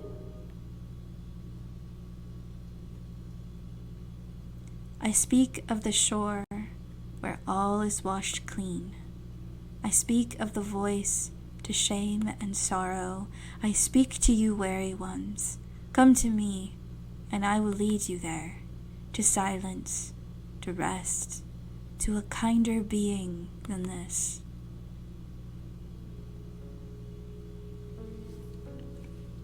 I give you the sun's warmth. I give you the joyful breeze and clear rivers teeming with fish. I give you the fullness of my heart. Take it with you and rest well. Wait, whatever face the next world wears, let the beauty you knew remain. Whatever sorrow it brings, let the joy you knew remain. If all else fails you, let my love always remain. I would take you with me if I could, promise to keep you safe. Where I'm going, I can't do that. I'm sorry. But I can promise one thing. However long it takes, we'll see each other again. I don't break my promises, Tutu. I won't start with you. Now good night, my friend. Be strong. No, wait, don't go. Don't leave me.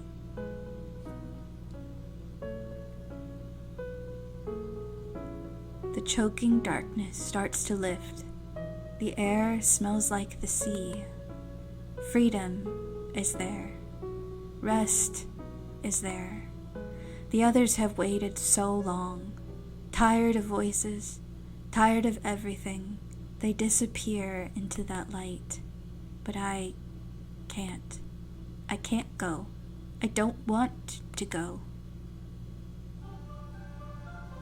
Vile thing. We're Tutu now.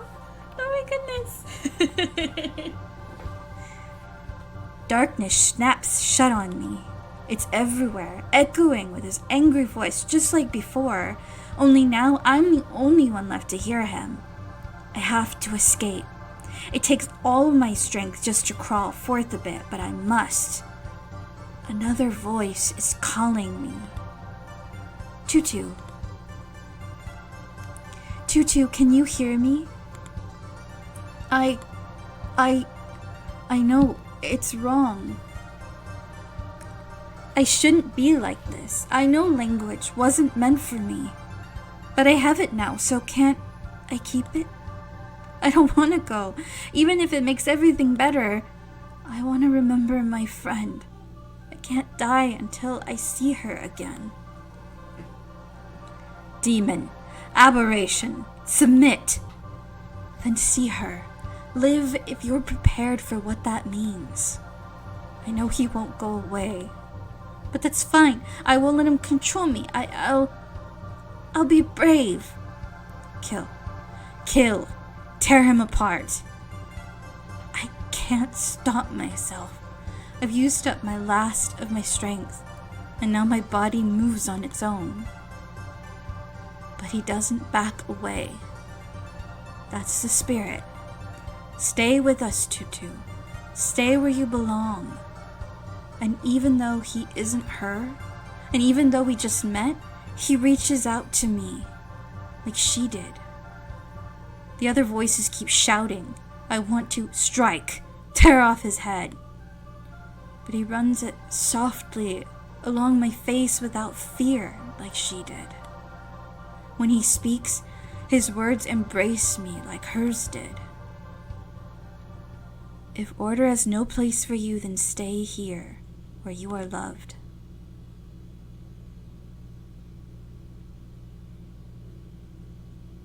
Everything is quiet. There you are. There's our friend. Do you think you'll be all right now? I think so.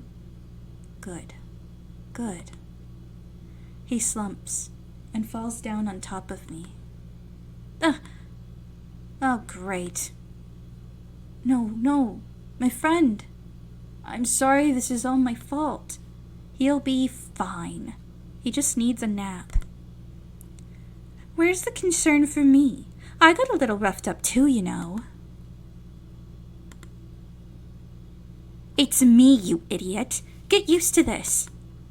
Oh, I'm sorry, my lady. What a mess. I feel like I've caused you both nothing but trouble. Oh, you have. Now, why don't you start making up for it? Well, I wasn't going to lug Loic upstairs by myself. Tutu Princess carries him the whole way. For all the blubbering, she's as strong as she looks. That barrier in the antechamber is gone, so we head back up the entrance past the king's statue. But the tunnel that brought us inside is caved in. Guess the chimera hit its head on the ceiling a little too hard. So we double back, taking a path around the back of the monument. There's a small courtyard overlooking the underground. A building across the river catches my eye, but Tutu's stamina runs out, and I'm not about to carry her. Camp it is. I make a light for the empty fire pit in the courtyard, and Tutu scrambles over. Oh, it's not warm at all. You're a lizard. What do you need with warmth?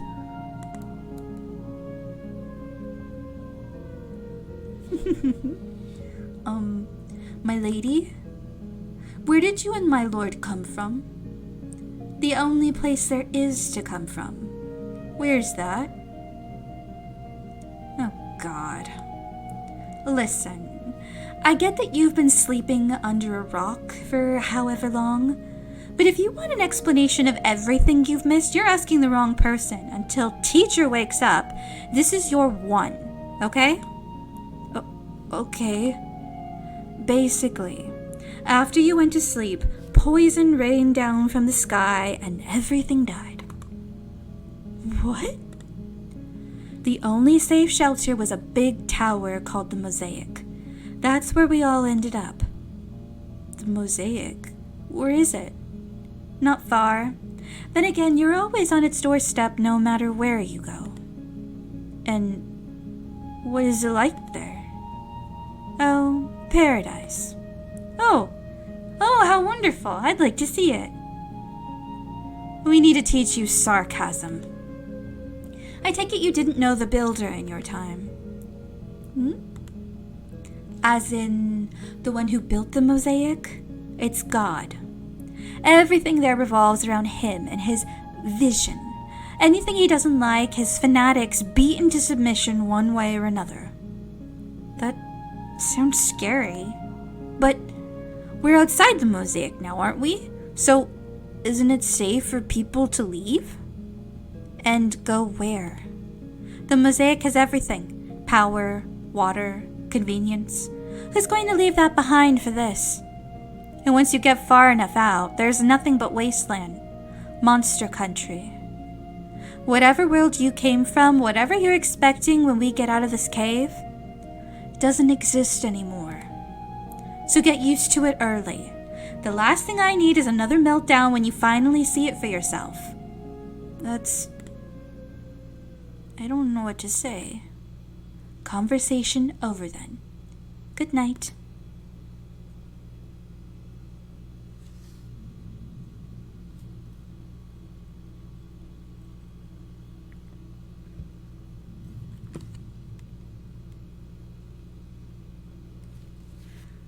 When morning comes, it's still mostly dark.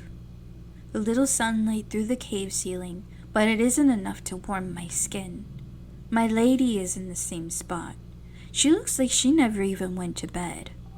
And my lord stays asleep even longer than me.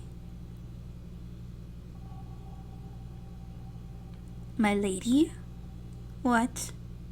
Aren't you hungry? I don't want to say it, but I haven't eaten anything since before we met. Instead of answering, my lady tosses something at me. It's a thing of meat. Oh, thank you so much. When I try to take a bite, it shatters. That's so mean. Didn't hit the spot? I know. There might be fish in the river. I'll catch some. Please wait here, my lady. I'll bring some food for you, too. Don't bother. Oh, well.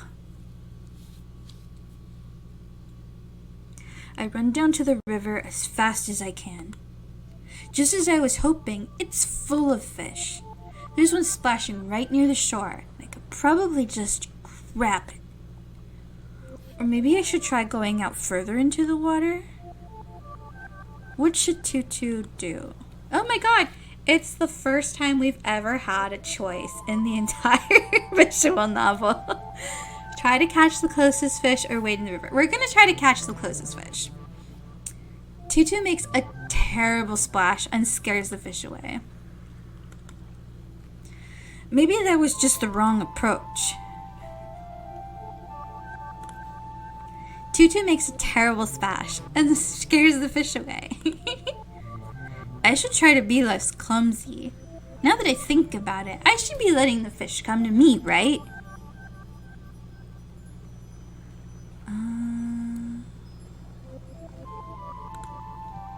Tutu makes a terrible splash and scares the fish away. I feel like this is totally Gigi being like, oh, so you wanted to be able to make choices? Here's some choices for you to click. Tutu makes a terrible splash and scares the fish away. Is this not what you expected? So cheeky. What part of you is still an alligator, Tutu? Does that twisted, lumbering body of yours recall how to swim? Does that sniveling voice draw in prey? Stop. My lord, my lady, like a fool, and still you grasp at what you were. Stop, please.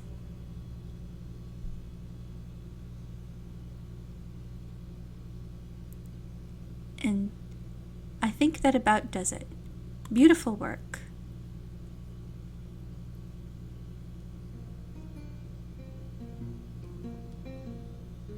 In the mid-afternoon of a false winter, the mosaic sun had slowly begun to dim. The messenger had closed early that day.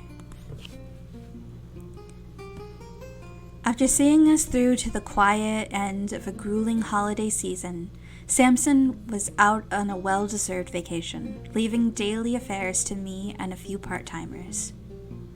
Nino had joined us about a month prior, that is, a few years after our first encounter. What she lacked in experience, she more than made up for in eagerness to learn. Trying her hand at basic arrangements that day, she showed surprising talent. I'd even said to her, "It's almost a shame you're set on a different career." Oh, come on, me? I couldn't do this stuff. Don't sell yourself short. You have a keen eye. Thanks, but I mean, I could never be a normal florist, you know? Oh, with more training, you'd be anything but. You should see some of the work that passes for normal in NC. Not what I meant. Part of the job is indulging me when I make jokes, Nino. If you refuse to do that, you leave me no choice but to send you home for the day. Take care. Wait, you're gonna clean up alone? Hardly anything to clean, but I appreciate the thought. While I began sweeping the workroom floor, Nino took her vase of flowers in one arm and made to leave. She offered followed it with nothing and continued to linger by the door. Hey, so, boss. No. What? I didn't even ask. And now I've spared you the trouble. Well, why not? For reasons I've already explained to you. Okay, hear me out. You don't have to teach me everything, just the basics, and then I'll, figure the rest out. With all of the kindness in my heart, Nino. Out of the question. Come on. So maybe it's dangerous, but it can't be that dangerous. You're teaching Leah, aren't you? Layla is my daughter. Sorry, that was dumb. No. I set the sweeping fully aside and went to her. Please, consider this. You've seen the amount of effort I invest in self-preservation here. Carving out this refuge from the builder's gaze has not been easy. For the time you've left with us, I can continue to protect you. But once you go on to your next adventure, do you believe you'll figure out the rest without endangering yourself? She wore the intense expression with which I'd become all too familiar. I'm not afraid of the builder.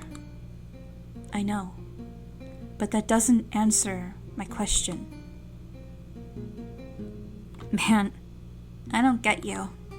Look, this'll sound rude, but I'm just gonna say it. If I could do what you do, I'd take him on. I'd change the world. Not rude, Nino. Only mistaken. Now please, go home. Let's put this topic behind us. For now. Have a good night. Yeah. See ya, Mr. Ard. She was still young, and her ambition was no lesser. And as I continued to clean the shop, reflecting on that conversation, I caught a glimpse of myself in the glass. On days such as that one, just after the sun had gone out and the skylight began to fade, the greenhouse became ideal for meditation. I usually savored a moment or two with my thoughts before setting about the evening's chores in earnest. When Layla took an interest in magic, I happily offered up that time to her. That evening, once her typical after-school nerves had finally settled, Leah began to focus. She sat in deepening calm, tracing and retracing a path from memory to meaning. At last, peering beyond the veil, she read, I lost it. That's all right. What distracted you? I don't know. But make the effort. We want to examine our feelings as best we can. Well, I felt silly. I had the words, but they were corny. Oh, Leah, this is the danger of being a writer. Don't worry about sounding impressive or correct or even coherent. Say what begs to be said in the moment. Whatever rises to your lips as a spark within you comes alight, those words have power, but not without confidence. Even like, let her rip, if that's what truly comes to you. In fact, I think the poet might have beaten you to that one. She forced a laugh. Leah, honey, what else is on your mind? I keep thinking, what if I'm not any good at this? Looks like we'll never know. You've shown that you can do it. You say that. I mean it. I wouldn't have agreed to teach you otherwise.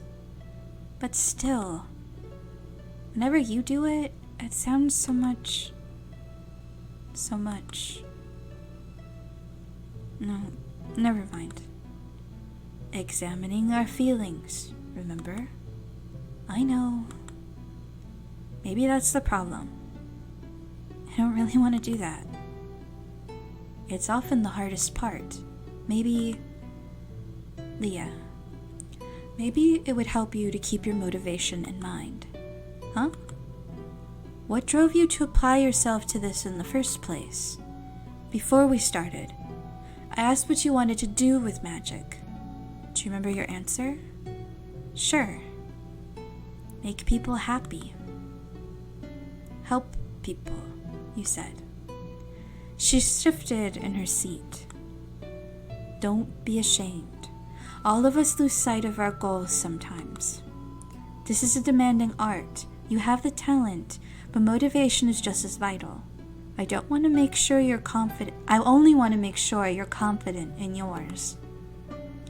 She stared long at the topic of our lesson that day, the yellow rose and a dish of water in front of her. So, what's your motivation? To protect all that I love. There was a teensy bit of dialogue. Oh, to make them. Yeah, that flashed so quickly. I was like, wait a minute. Dad? Yes, sweetheart? I asked what your motivation was. Is it a secret? What? Finally, I wake in a cold, damp place. Isma sits nearby, staring impatiently as I gather my senses. Isma, good morning. Not exactly. I see we're still underground. The tunnel caved in. I've been waiting for you to get up so we can look for a way out.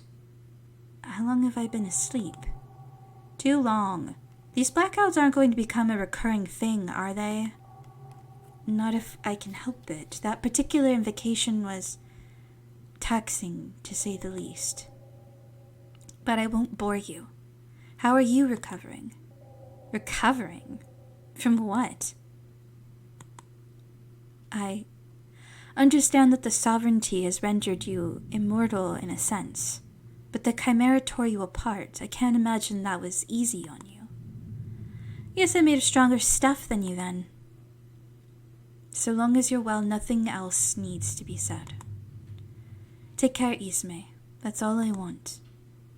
Please, if you want me to take care, you can start by keeping yourself conscious for a full day. How does that sound? Fair enough. Forgive me.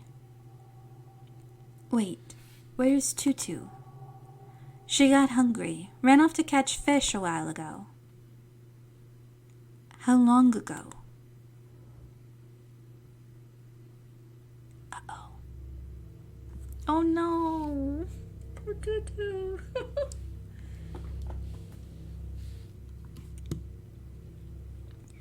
Wrong. It's wrong. It's unforgivable. I shouldn't be like this. I grab at my own face. I want to claw it off. Then do it. Atone. If you want so badly to quiet my voice and rid the world of us both. No, I can't. Please. Name me. Oh, Tutu. Come here. Come to me. In my embrace, be at peace. You are loved. You belong just as you are. Name me? No, Tutu. It's only me. I'm sorry. I said I would be brave. And you have. No need to apologize. I remembered something. Nami rescued some of us. The ones she didn't rescue became the Chimera. They attacked and hurt so many people until Nami locked them away underground. People were still afraid, so they gathered the other animals she'd saved and killed them. Nami hid me and we escaped together. She kept me safe. Whenever I remembered the chanter's voice, she would talk to me and make it go away, like you do. Your friend cared very much about you, Tutu. She sounds like a tremendous person. I can't presume to fill her shoes, but whenever that voice troubles you, please do come to me. Thank you. I'm sorry. None of that. Now, let's catch a fish.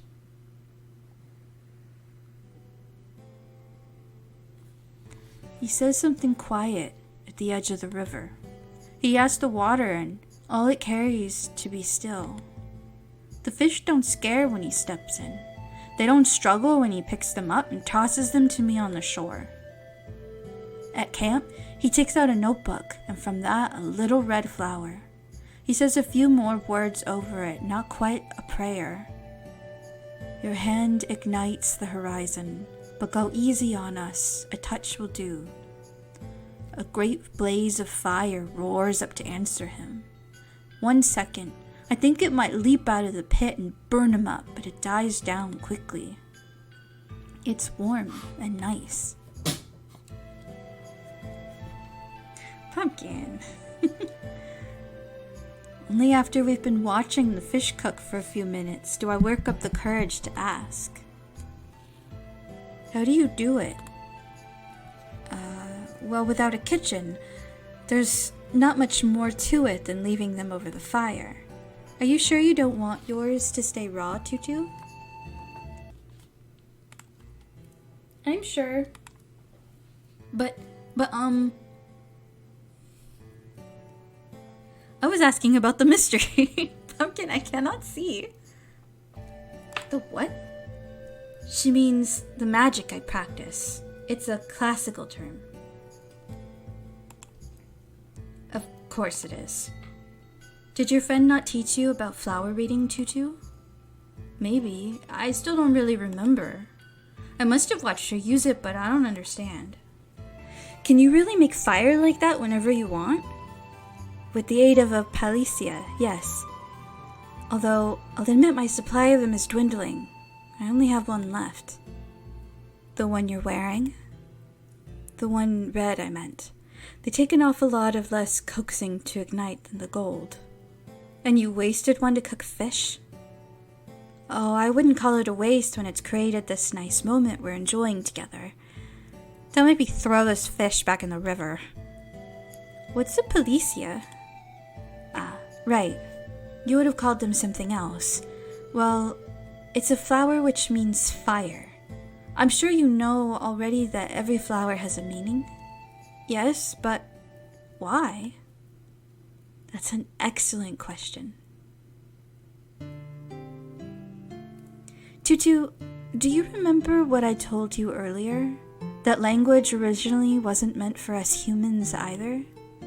Yes, and it was very nice of you to say, but it's the truth. In fact, it's a basic principle of the art. It's said that we were created in the image of the first gods, the divinities. In the beginning, we were mindless instruments by which they regulated creation. Magic dwelled within us, but it wasn't ours to use. One of the divinities, Fayum, took pity on us.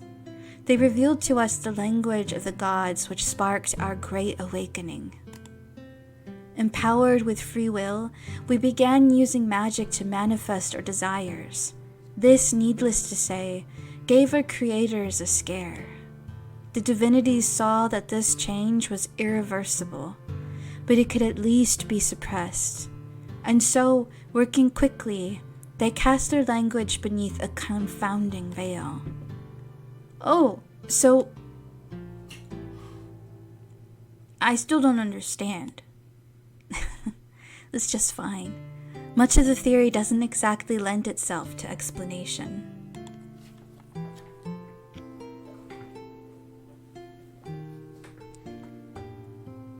The simplest answer to your question is this. Flower language only exists as a means to confuse us. A great mystery entirely by design. To look beyond the veil, as we put it, is to claw and scrape for something hidden from us, something divine. So, it really wasn't meant for you. The gods tried to take it away. And here we are regardless. Call it the strength or arrogance of the human spirit.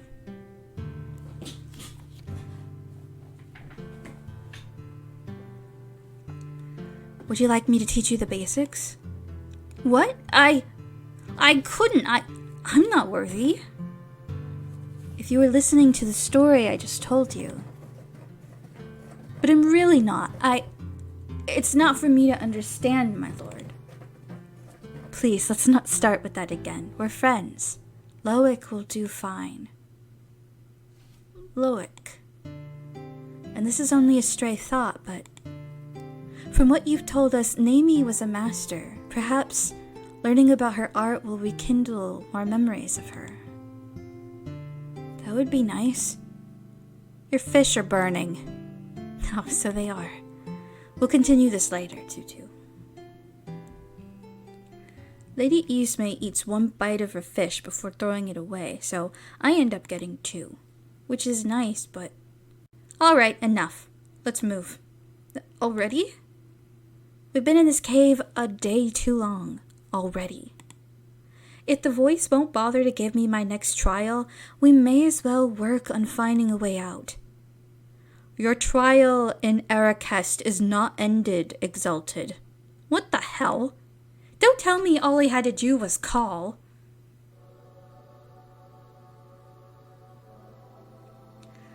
Light floods the cave. I wish it were the sun's, but it feels so cold and strange. The voice it speaks out is even stranger. Greetings, Exalted and Witness. No, go back to what you just said. My trial's not done. We handled the Chimera. That wasn't it? Your witness has performed admirably in your name. His triumph is yours. However, you did not demonstrate your readiness to rule. You have neither passed nor failed the trial as it was presented to you. What? And who's deciding whether or not I'm fit to rule? That is my role. Oh. Well, you're such a good judge of character. You put the fucking builder in charge. So please, enlighten me. What am I missing? What did he have that I don't? A worthy sovereign has rallied the world to their vision. They are adored more than any other. Their rule is inevitable. You have not yet risen to the builder's height.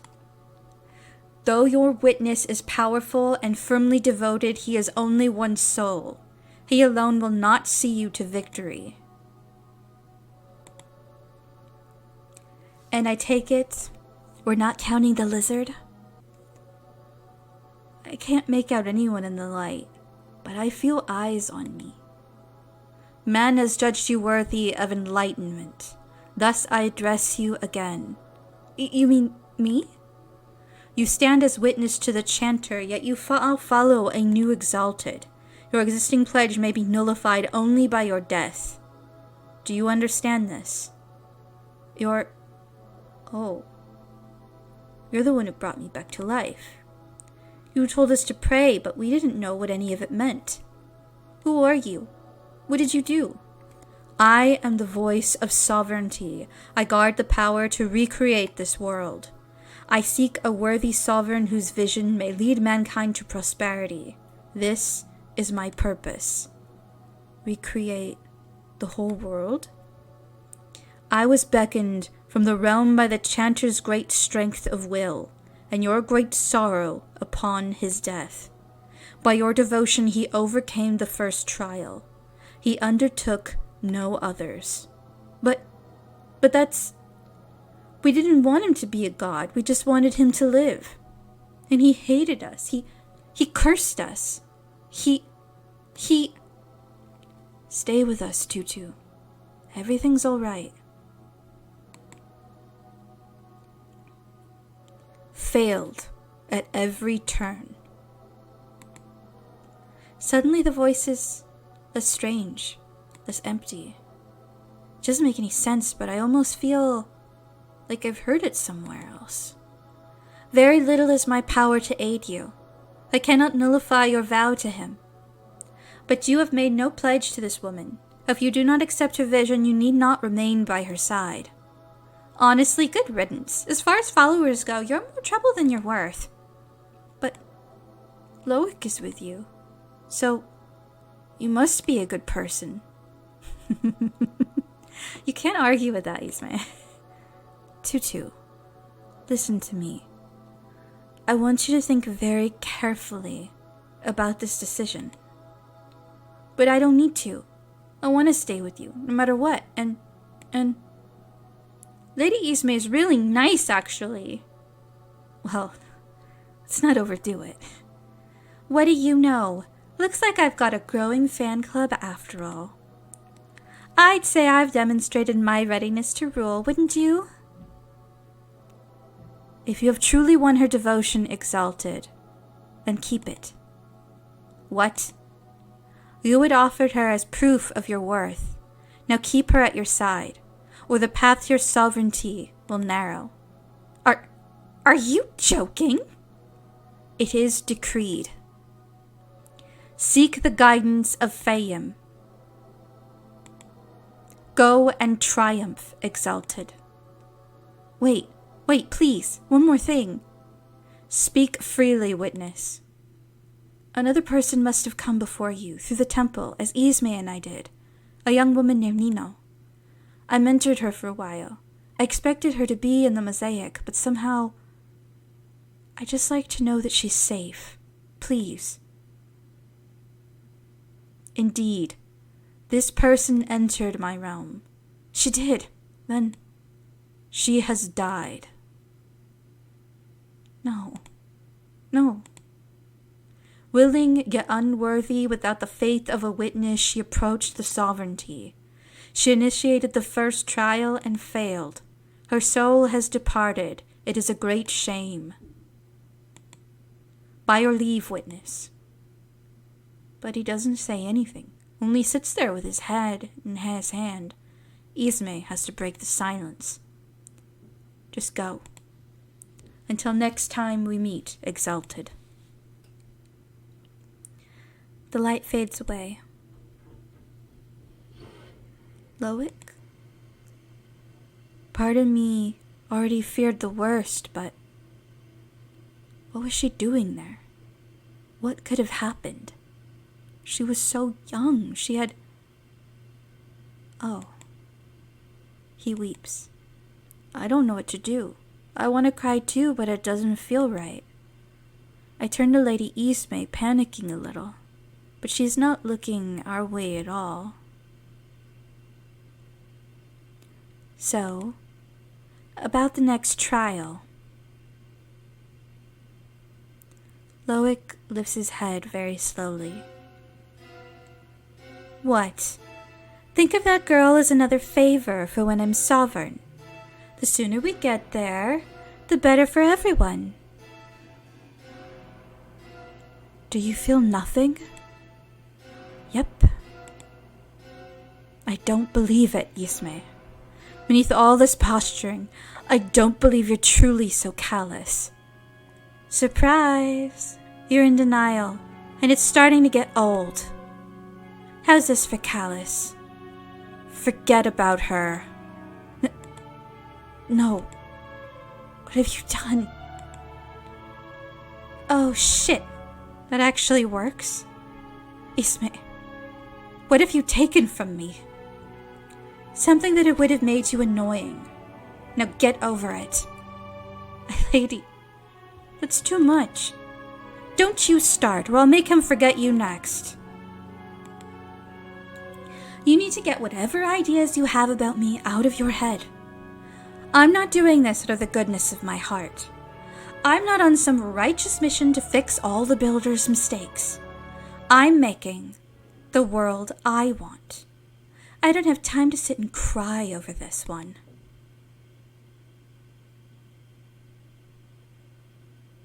Loic hasn't moved. He's still hunched over, clutching his head. Loic? But then he sits up right away with a little breath, like I've woken him suddenly. Oh, Tutu. And he puts a hand on my arm to soothe me. What's wrong? Are you all right?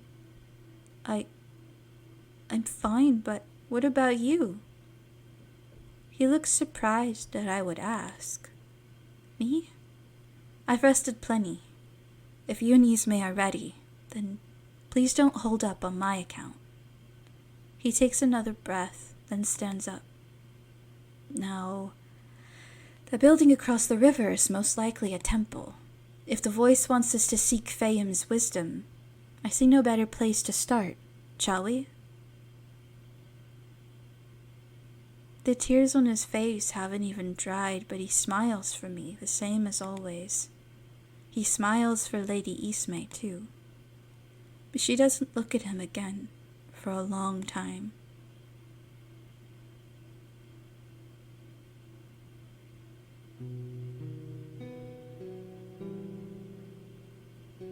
Hey, how was what was it called? Messenger? No good. I mean, the guy was nice. He gave me these for free. Here. Oh, thanks. But he wasn't the sage. Didn't know a thing about the temple.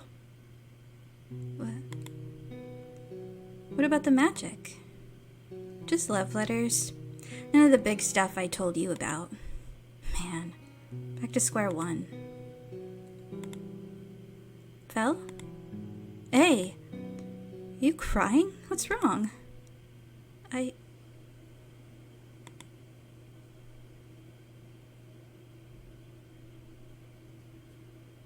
In that moment, it was so clear.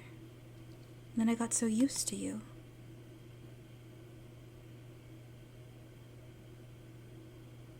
My SV is gone.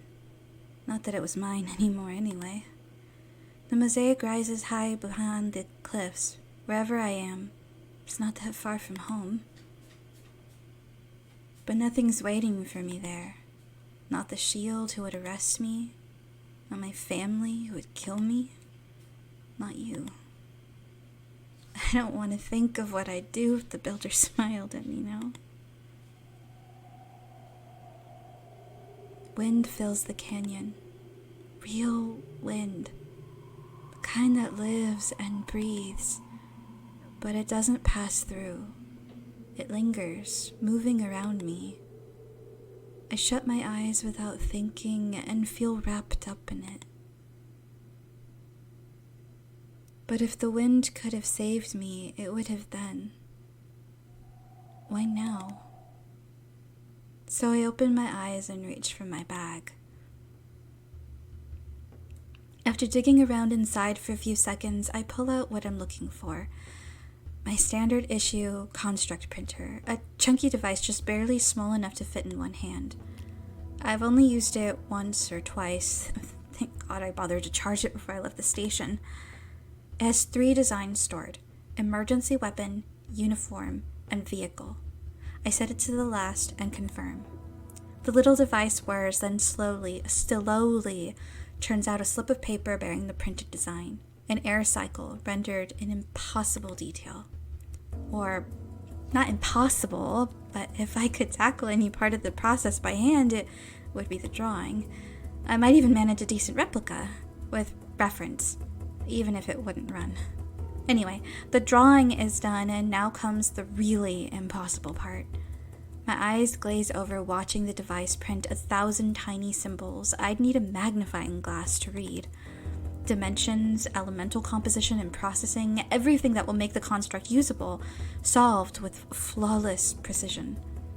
I actually had a good handle on artisan formulas in school, but this kind of complexity just isn't practical for anything but a machine.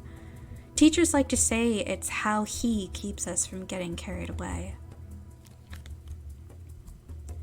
The device beeps a few times before I click it off.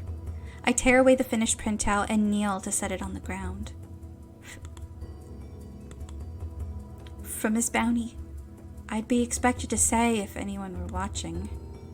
But it's not like the words do it. The sign does, so I fold my hand into place, a triangle to center the printed slip in my vision, and focus. Something ignites behind my eyes, flooding everything in white. And then I'm looking at a new cycle. It crackles a bit, like they usually do. I know a machine-printed construct isn't going to last, but I won't need it for long.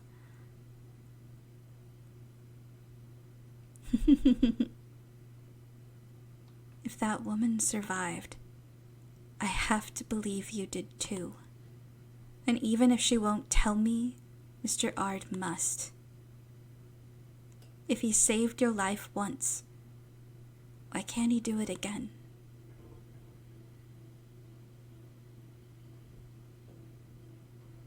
To be continued. Oh, that was so good. I really hope for Fel's sake that Nino is in fact still alive. I'm really, really hoping for that. Yeah, that's really good. I love the new characters that we got. Fel, Nino, and oh my god, why am I forgetting the name? Tutu. Tutu is so cute and precious. I'm glad that Tutu kind of is seeing through Ismay very quickly after having witnessed her treatment of Loic. And also like being able to see like just how much power her commands have over her witnesses is also, frightening. It's interesting to see Loic's like faith that there must be something deep down in Ismay that is good and kind and compassionate versus just how like cruel she can be to everyone in return. And no matter how much evidence Loic is gathering that that's who she really is, continues to believe that there's something deeper there, is really interesting about him as a character. I think Fel is a badass. I can't wait to see more of her character. The fact that she abandoned her station, that, she went on this rescue mission for her childhood love, her whole, like, origins with rebellion from the beginning of the chapter of being put in this, like, repentance chamber before the builder, and how her story seems to mirror Loic's with, like, not really having faith in this builder and seeing something kind of horrifying and cruel in it. It's really interesting to see those themes unfolding. Anyway, I'm really tired, so I'm going to wrap this up. I think Gigi said that there would be chapters 3 and 4 maybe in the second half of the year. But even if it takes until next year, like, I'm sure it's going to be well worth the wait. And anyway, Deltarune's release is right around the corner, and I'm very much looking forward to being able to play that, which has more of Gigi's art anyway. So that'll be a fun thing to get to experience. I'm probably going to play those not recorded on my own so I can experience it first, but I'll probably play through chapters 1 through 4 recorded at some point. I want to spend personal time with it, but really loving Soul of Sovereignty so far and can't wait to continue reading it. I hope you all enjoyed the read along. If you want to chat more about what you thought about chapter 2, please leave comments down below. I'd love to read them. Bye!